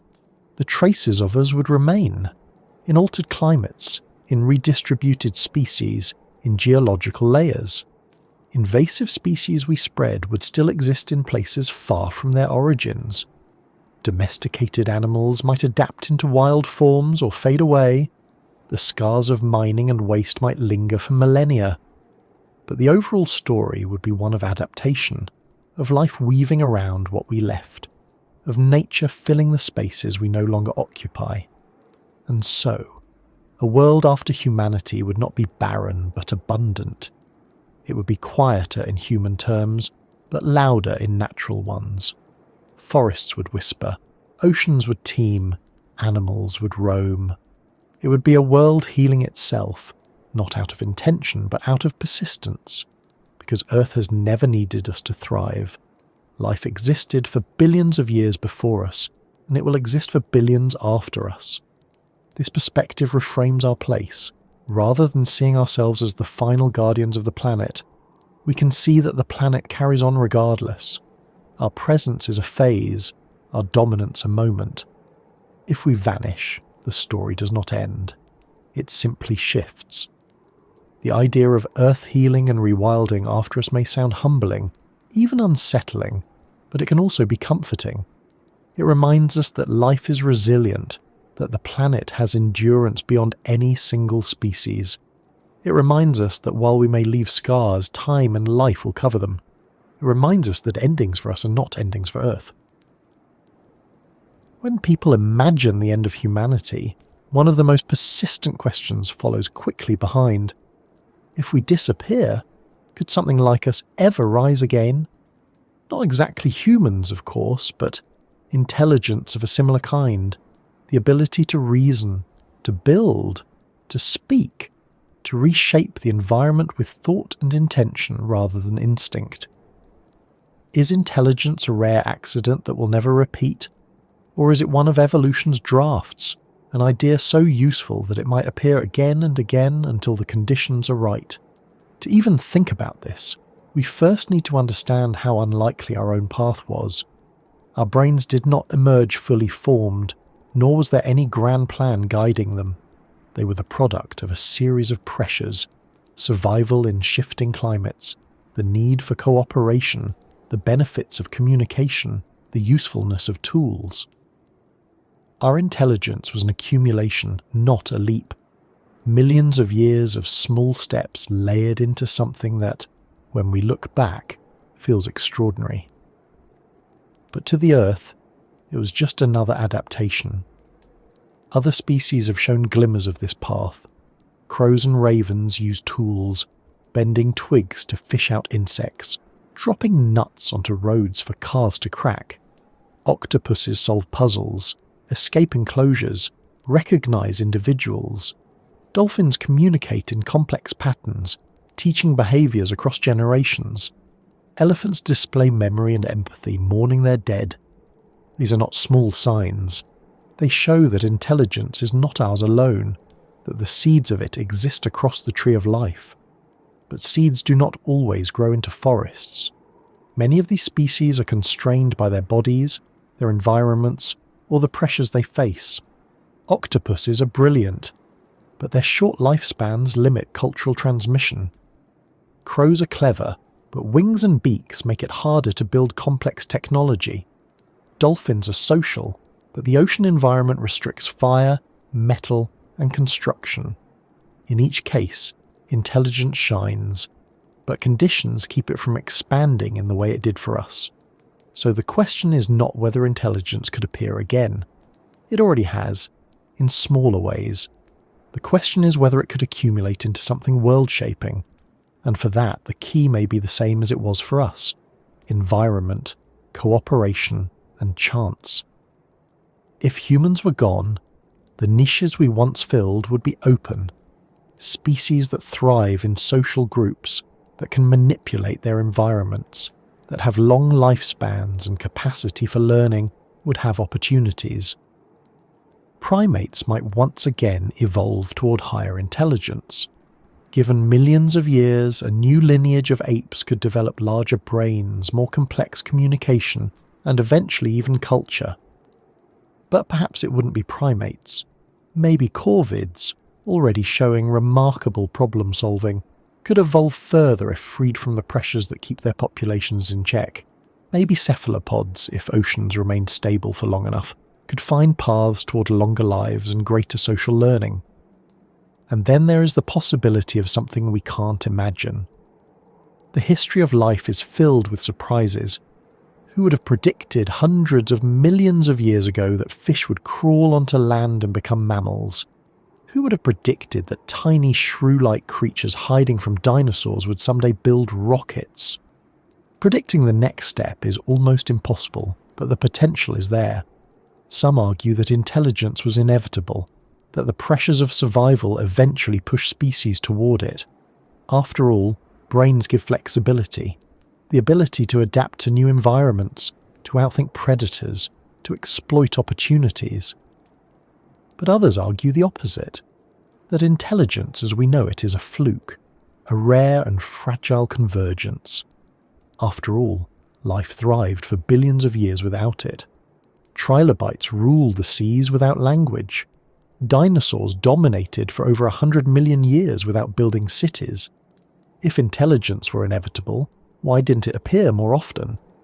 The truth may be somewhere in between. Intelligence in the broad sense, problem-solving, communication, memory, seems common. But intelligence on the scale of humans, capable of reshaping an entire planet, may be rare. It required not just brains, but bodies capable of using tools, environments that rewarded cooperation, and long enough lifespans to pass knowledge on. The right combination is not guaranteed, but it is also not impossible. If intelligence were to return in some form, it would likely look very different from ours. Another species might not use fire or metal, but some other resource we overlook. Their communication might not be spoken language, but patterns of colour, gesture, or sound we cannot imagine. Their societies might not build skyscrapers, but something entirely new. Intelligence does not have to follow our blueprint. It can take many forms, shaped by the bodies and environments that produce it. This raises another thought. If intelligence emerges again, would it repeat our mistakes? Would it burn through resources, alter climates, dominate ecosystems? Or would it find different paths, guided by different pressures, perhaps more balanced or perhaps equally destructive? Intelligence gives power, and power always reshapes the world. But how that reshaping plays out depends on choices, and those choices would not be ours. Looking at our own history, we can see that intelligence is both a gift and a burden. It gave us art, science, exploration, and connection. It also gave us war, exploitation, and environmental collapse. If evolution writes a second draft, it may emphasize different traits.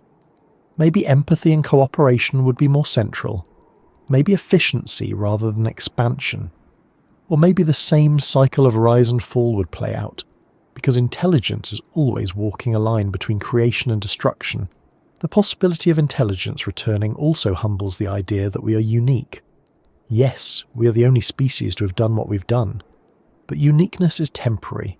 Once ammonites were unique. Once trilobites were unique. Once dinosaurs were unique. Our uniqueness may be nothing more than another draft in a long series, and drafts by definition can be rewritten.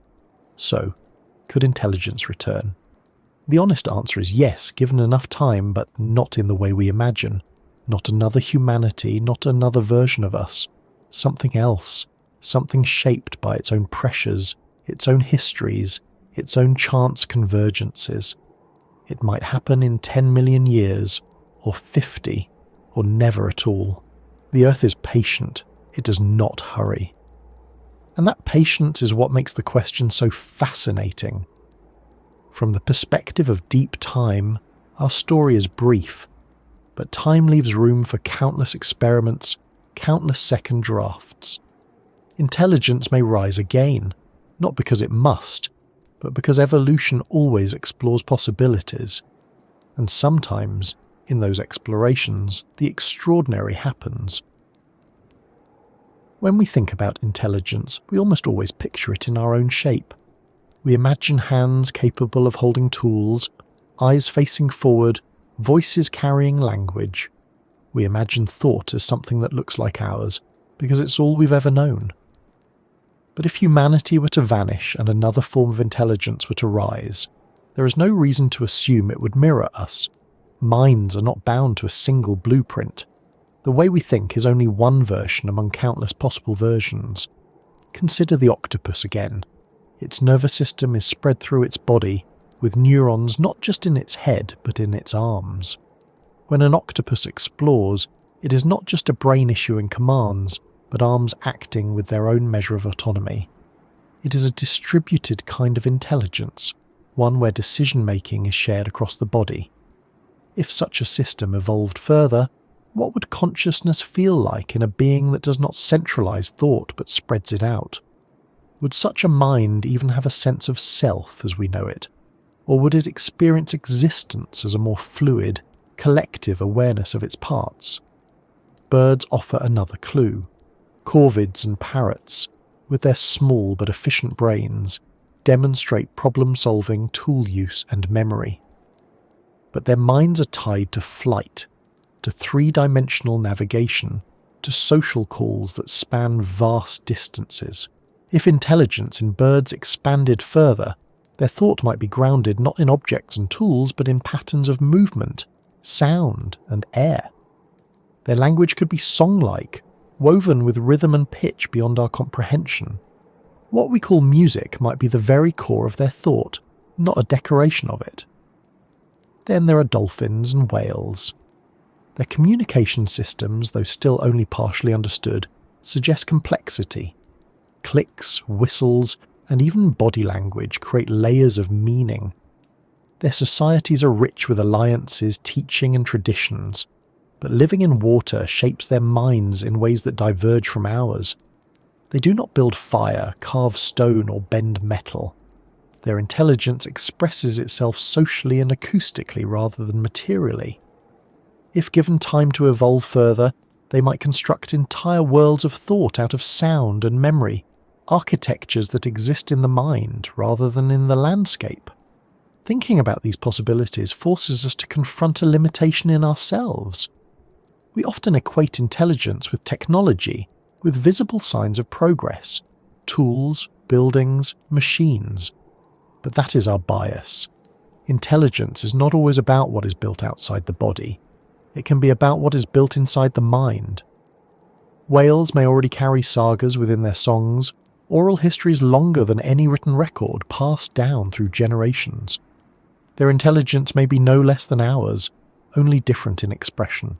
Future minds might follow this path. Perhaps they will not build cities or satellites. Perhaps they will build intricate systems of culture, memory, and communication invisible to us. Perhaps intelligence does not always leave skyscrapers. Perhaps it leaves traditions and social structures instead. There is also the possibility of collective minds. Ants and bees already show how colonies function as superorganisms, each individual a part of a greater whole.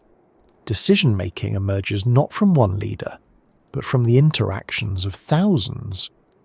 What if, in the distant future, intelligence rises not in individuals but in groups? What if thought itself belongs to the colony, not the unit? Such a mind might experience the world in a way we cannot fathom, not as I, but always as we. Plants too suggest strange possibilities. They communicate through chemical signals, share resources through root networks, and respond to their environments in subtle ways. While not conscious in any human sense, the foundations of distributed communication and long-term adaptation are present. If evolution found ways to enhance these processes, a future mind might not move or speak at all, but think in the slow rhythms of growth, decay, and exchange. Such a being might measure time not in seconds but in seasons, not in days but in centuries. And then there is the possibility that minds could be shaped by environments radically unlike our own. If life thrives underground after humanity, intelligence might evolve in darkness, guided not by sight, but by touch, vibration, or chemical gradients. Thought in such a being might be spatial in ways we cannot imagine, mapping the world not by vision but by pressure and proximity. If life adapts to the deep ocean, minds might be shaped by constant pressure, absence of light, and reliance on senses we barely understand. The important point is that there is no single path for thought. Our version is one outcome, not the outcome. Other kinds of minds might think differently, feel differently, even experience reality itself differently. They might not have language in our sense, or they might have it in forms beyond us. They might not value individuality, or they might see it as essential. They might see time as linear, cyclical, or irrelevant.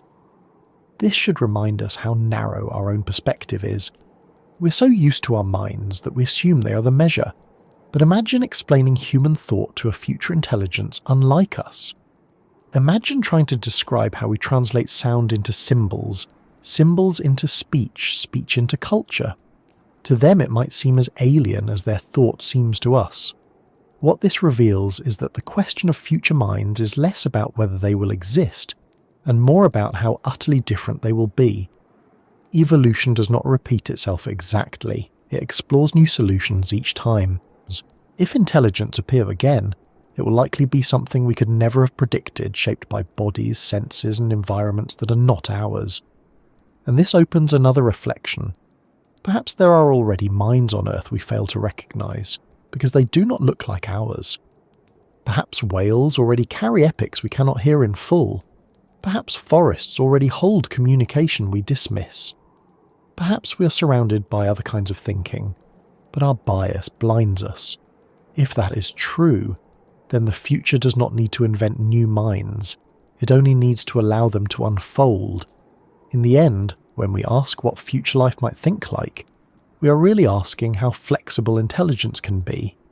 The answer, suggested by the variety of cognition we already see, is far more flexible than we assume.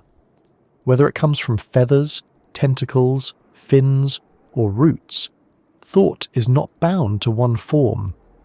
Other kinds of minds may one day fill the silence we leave behind, and they may look at the traces of us the way we look at fossils, wondering what kind of beings once walked here, and whether their thoughts were anything like their own. When we measure time, we measure it through ourselves. Minutes tick by on clocks, years accumulate in birthdays, centuries unfold in history books. We think of time as something that moves with us, because our lives are the reference point we know best. But Earth does not move on our timescale. Its story is written not in hours or years, but in layers of stone, in cycles of ocean, in patterns of sky. To understand the planet's true timescale, we have to set ourselves aside and listen to the rhythms that were here long before us and will continue long after we're gone. Stone carries the deepest record. Mountains rise and crumble over spans so vast that even the oldest civilizations saw only fragments of their motion. Tectonic plates drift across the planet's surface, colliding and separating in dances that take tens of millions of years. Continents that seem fixed to us are in fact restless, their slow movement shaping oceans, climates, and ecosystems in ways no single species controls. A cliff face or canyon wall is not just rock, it is a library of time, each layer a page recording volcanic eruptions, ancient seas, forests that turned to coal, deserts that shifted and vanished. Oceans write time differently, in currents that loop across the globe, redistributing heat and shaping weather. The thermohaline circulation, often called the global conveyor belt, takes about 1,000 years to complete a single cycle. Deep waters sink, surface waters rise, nutrients circulate, and life follows these rhythms. Coral reefs, seagrass meadows, and fisheries depend on patterns that seem invisible to us because they move too slowly or too broadly for daily awareness. Yet these cycles are as real and enduring as the tides. The sky too moves on scales beyond our lifespans. The precession of the Earth's axis takes about 26,000 years to complete a full wobble, shifting the stars we see as north or south. The tilt of the planet changes over tens of thousands of years, driving ice ages and warm periods. Even the orbit itself fluctuates slightly, altering how much sunlight reaches different regions.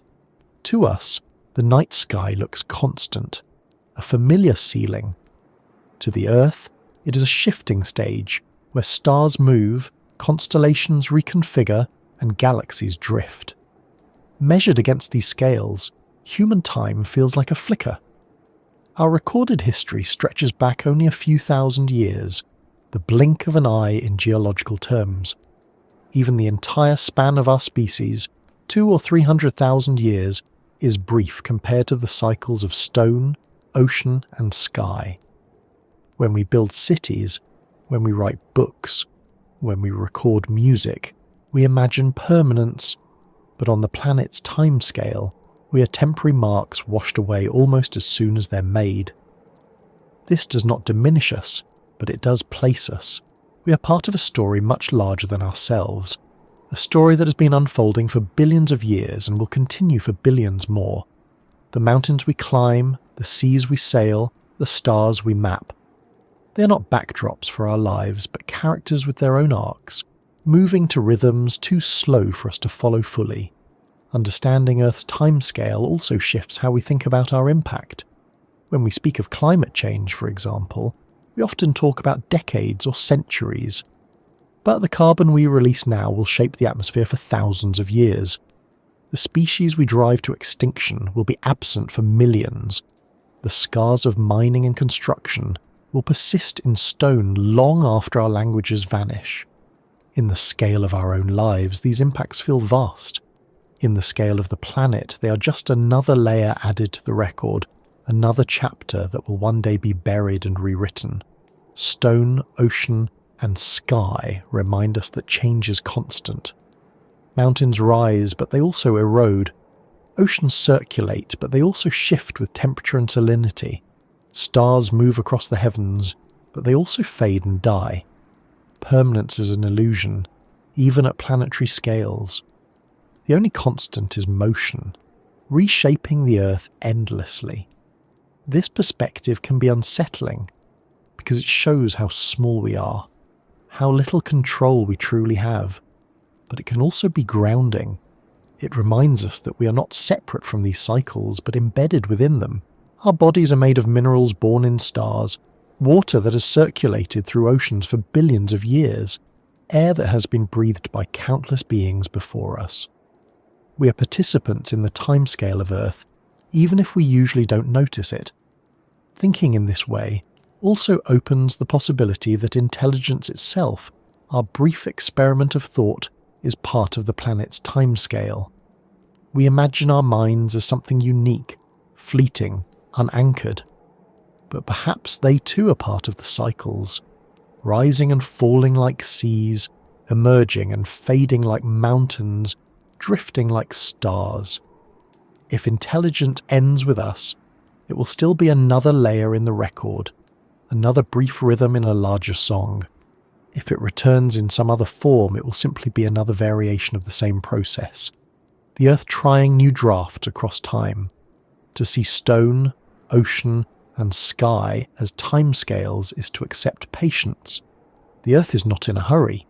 It has carried on for billions of years and will carry on for billions more. Our urgency is not its urgency. Our endings are not its endings. And that patience reshapes how we might think about ourselves. We're here, briefly, aware enough to glimpse these vast processes, even if we cannot live long enough to watch them fully. We can measure plate movements, trace currents, chart stars, and in doing so, glimpse the immensity of the story we're part of. Perhaps that is one of the rare gifts of our intelligence, not to master the timescales, but to notice them at all. When we pull back from the Earth and think about the universe, the scale changes so dramatically that it can be difficult to hold in mind. The mountains that seemed eternal, the oceans that seemed boundless, the sky that seemed endless, all become small pieces in a larger frame. Galaxies stretch for hundreds of thousands of light years. Clusters of galaxies drift across cosmic webs that span billions of light years. In that context, our planet is a speck, and our species is a moment. The universe does not hurry and it does not pause. Stars ignite, burn for millions or billions of years and fade. Galaxies collide, merge and reshape themselves. Black holes swallow matter and light. These processes are vast and impersonal, unfolding whether we are here to witness them or not. To imagine that the universe watches us is more metaphor than truth. It does not notice. It does not care. And yet, placing ourselves against that backdrop changes how we see our place. For most of human history, the sky was both mystery and map. People looked upward and saw stories in constellations, guides for navigation, calendars for planting and harvest. The stars were woven into culture, into religion, into identity. We felt ourselves part of a cosmos that spoke to us through its patterns. Only recently have we learned just how large that cosmos really is and how indifferent it seems to our stories. The Earth orbits an ordinary star, one among hundreds of billions in the Milky Way. The Milky Way itself is one among trillions of galaxies. There is no centre, no privileged vantage point, no special stage where our lives unfold. To the universe, We are not the climax of a story, but one experiment among countless others. And yet, within that indifference lies a paradox. Because while the universe does not watch us, we watch it. We turn telescopes to the sky. We measure cosmic radiation. We chart the expansion of space itself. We send probes beyond our solar system carrying fragments of our culture in case someone, somewhere, might notice. The universe may not pay attention to us, but through us it has, for the first time we know of, become self-aware. This awareness is fragile. If humanity disappears, the cosmos will continue without memory of us. The stars will burn, the galaxies will spin, the expansion will go on. But while we are here, we carry a rare perspective. We know that we exist on a small planet circling a modest star in a vast dark sea. We know that our lives are temporary, but we also know that our thoughts allow us to see beyond them. Placing ourselves in cosmic context can feel humbling, even diminishing. What is a city, a civilization, a species, against billions of light years?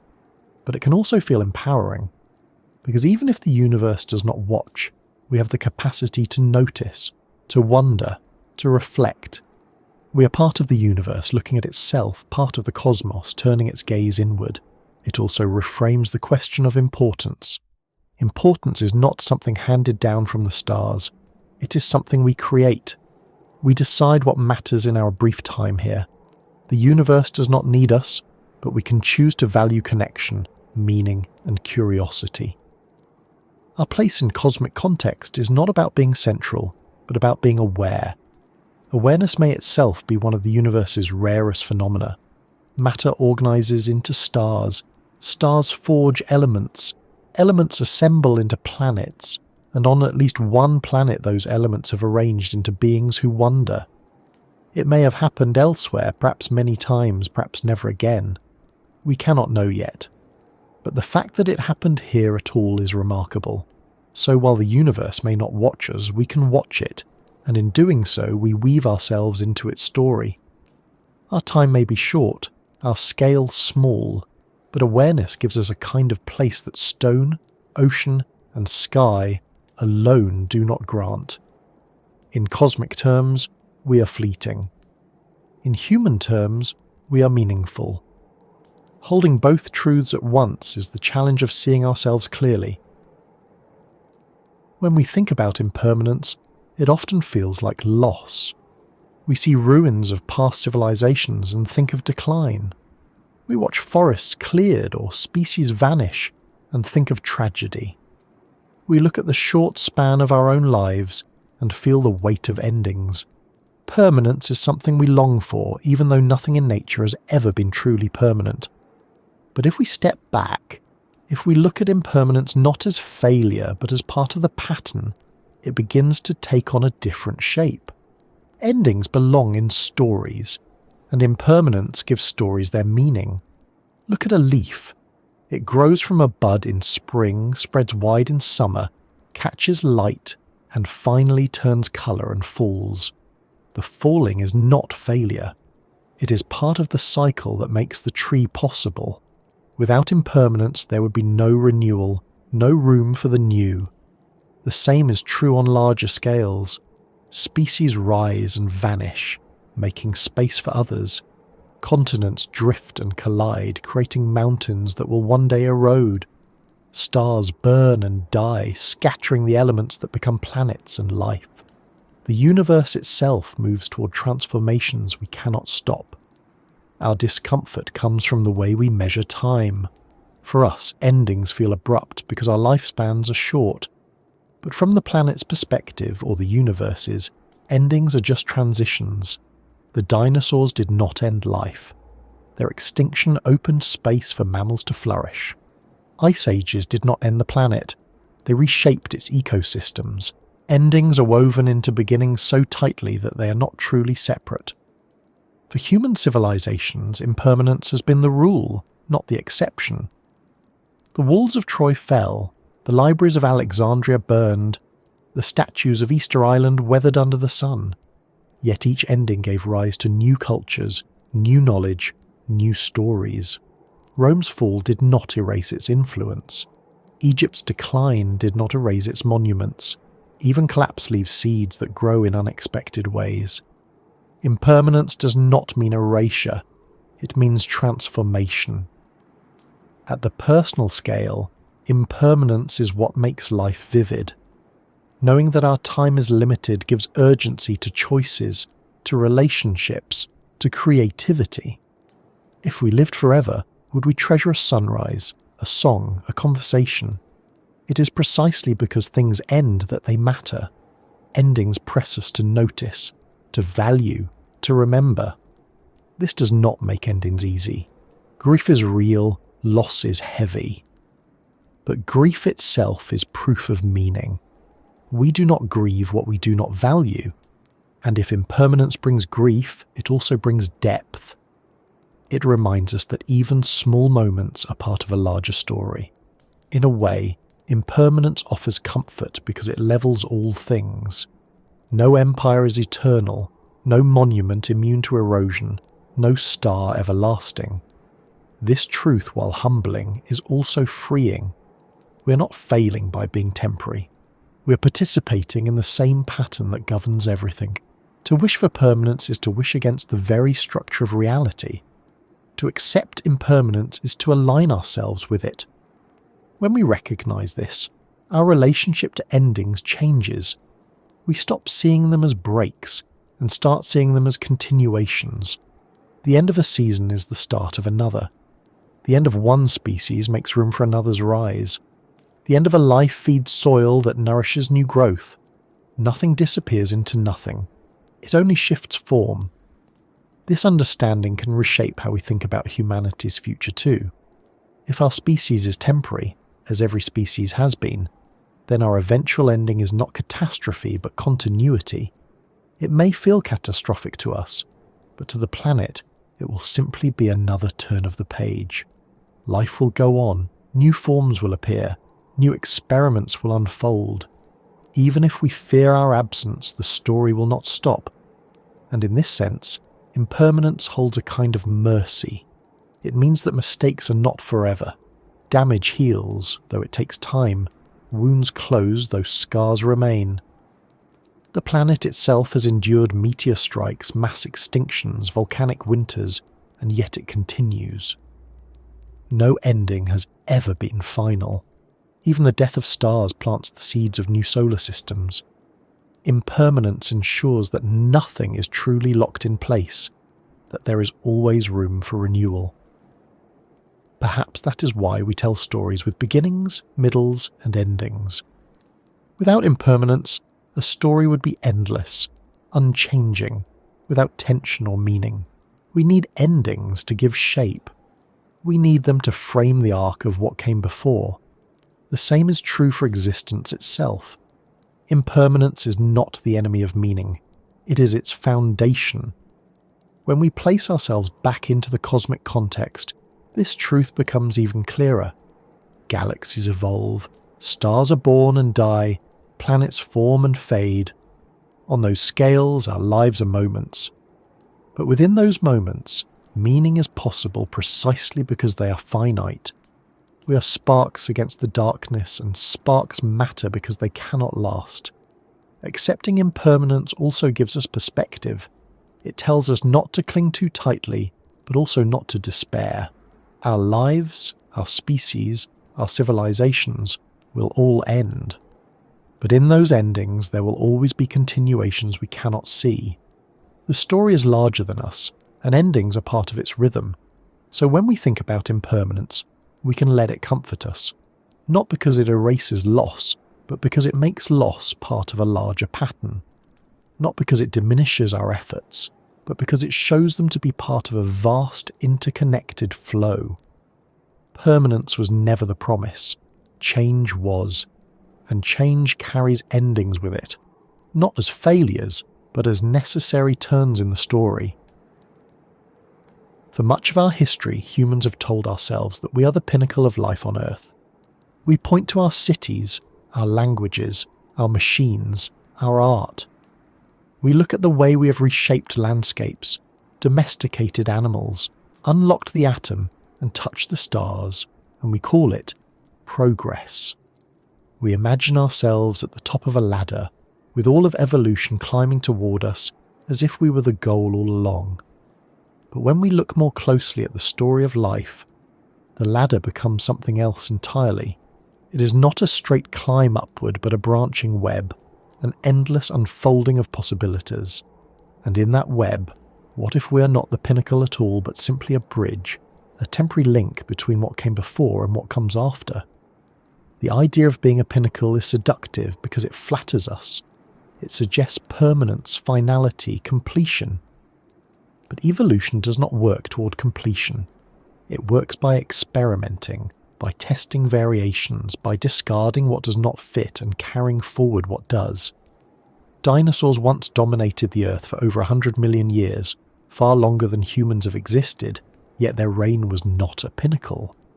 Trilobites filled the seas for nearly 300 million years, yet they too vanished. If longevity or dominance were proof of being the final goal, then we would have to admit that beetles or sharks deserve the crown more than we do. Seeing ourselves as a bridge instead changes the frame. It acknowledges that our intelligence, our tools, our cultures are remarkable, but also that they may not be the end of the story. Perhaps we are a stage in life's long experiment with consciousness, a transition toward other forms of awareness that will come after us. Perhaps we are not the top of the ladder but a temporary crossing, enabling life to explore a new direction. This idea can feel uncomfortable. If we are not the pinnacle, then what is all of this effort for? Why build? Why create? Why strive? But that discomfort comes from our habit of measuring value by finality. If the goal is to be the end point, then being a bridge feels like failure. But if the goal is participation, then being a bridge is no less meaningful than being a destination. Think about the countless species that preceded us. Photosynthetic microbes filled the atmosphere with oxygen, paving the way for complex life. Plants colonized land, creating the ecosystems that animals could enter. Small mammals survived the extinction of dinosaurs, opening the possibility for us to evolve. None of these forms of life were pinnacles. They were stages, and yet without them, we would not exist. Their contributions were bridges, and those bridges mattered. Perhaps we too are playing that role. Our intelligence may create conditions that allow new forms of life to emerge, even if we do not intend it. Our alterations to the planet may drive evolution in directions we cannot foresee. The very technologies we build may one day evolve into forms of intelligence beyond us, whether biological, synthetic, or something in between. In this sense, we may be midwives to futures that will not include us, but that will carry traces of our influence. It is also worth asking whether the concept of pinnacle makes sense at all. It assumes that life has a goal, a direction, an end point. But life is not a story with a final page. It is an open process, endlessly adapting. The moment we declare a pinnacle, the story moves on. Declaring ourselves the endpoint may be more about comfort than about truth. If we are a bridge, then our value is not in being permanent but in being connective. We link the past to the future. We hold within us the deep history of life, encoded in our cells, and we project forward possibilities that will outlast us. Our art, our science, our technologies, our mistakes all become part of the groundwork for whatever comes next. This view also changes how we think about responsibility. If we are the pinnacle, we might imagine ourselves entitled to use the planet however we wish. If we are a bridge, we might see ourselves instead as caretakers of a passage. The way we live shapes the possibilities of what comes after. Our actions do not only affect us, but ripple forward into the lives that will inherit the Earth. Bridges are not glamorous, but they are essential. They make crossings possible. They are temporary by design, but they connect places that would otherwise be isolated. To see ourselves in this way is to embrace humility, but also significance of another kind. We matter not because we are the final word, but because we are part of the sentence that continues. And when we think of ourselves as a bridge, impermanence becomes less threatening. Of course we will end. Of course our species will vanish, as all species do. But in ending, we will have carried something across just as countless others carried across to us. Meaning does not come from being eternal. It comes from being part of the flow. So are we a bridge, not a pinnacle? The evidence of history suggests that we are. Every dominant species before us thought, if it could think, that its reign was secure. None were permanent. We will not be either.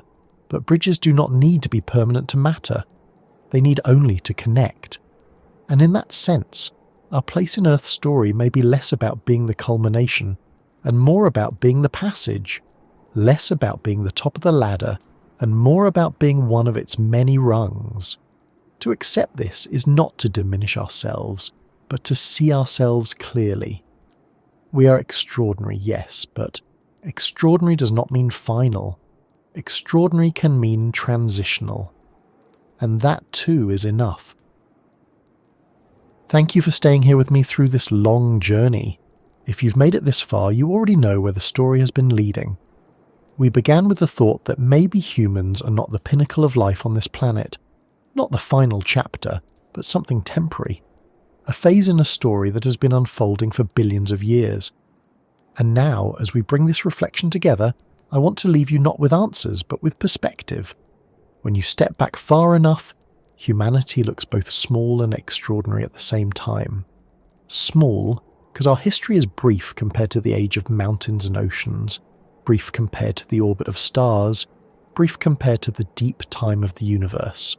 Extraordinary, because in that brief time we became aware enough to notice all of it, to ask questions, to imagine, to tell stories about where we came from and where we might be going. That's what makes us unique, not permanence, but awareness. We know we are temporary, even if we struggle against that truth. We know that species before us rose and fell, that civilizations have crumbled, that our own future is not guaranteed, and still, here we are gathering around words, thinking together about what it means. That act itself is a kind of beauty. We often imagine that meaning comes from lasting forever. We look at monuments, books, songs, and hope they will outlive us. We build, we archive, we try to preserve.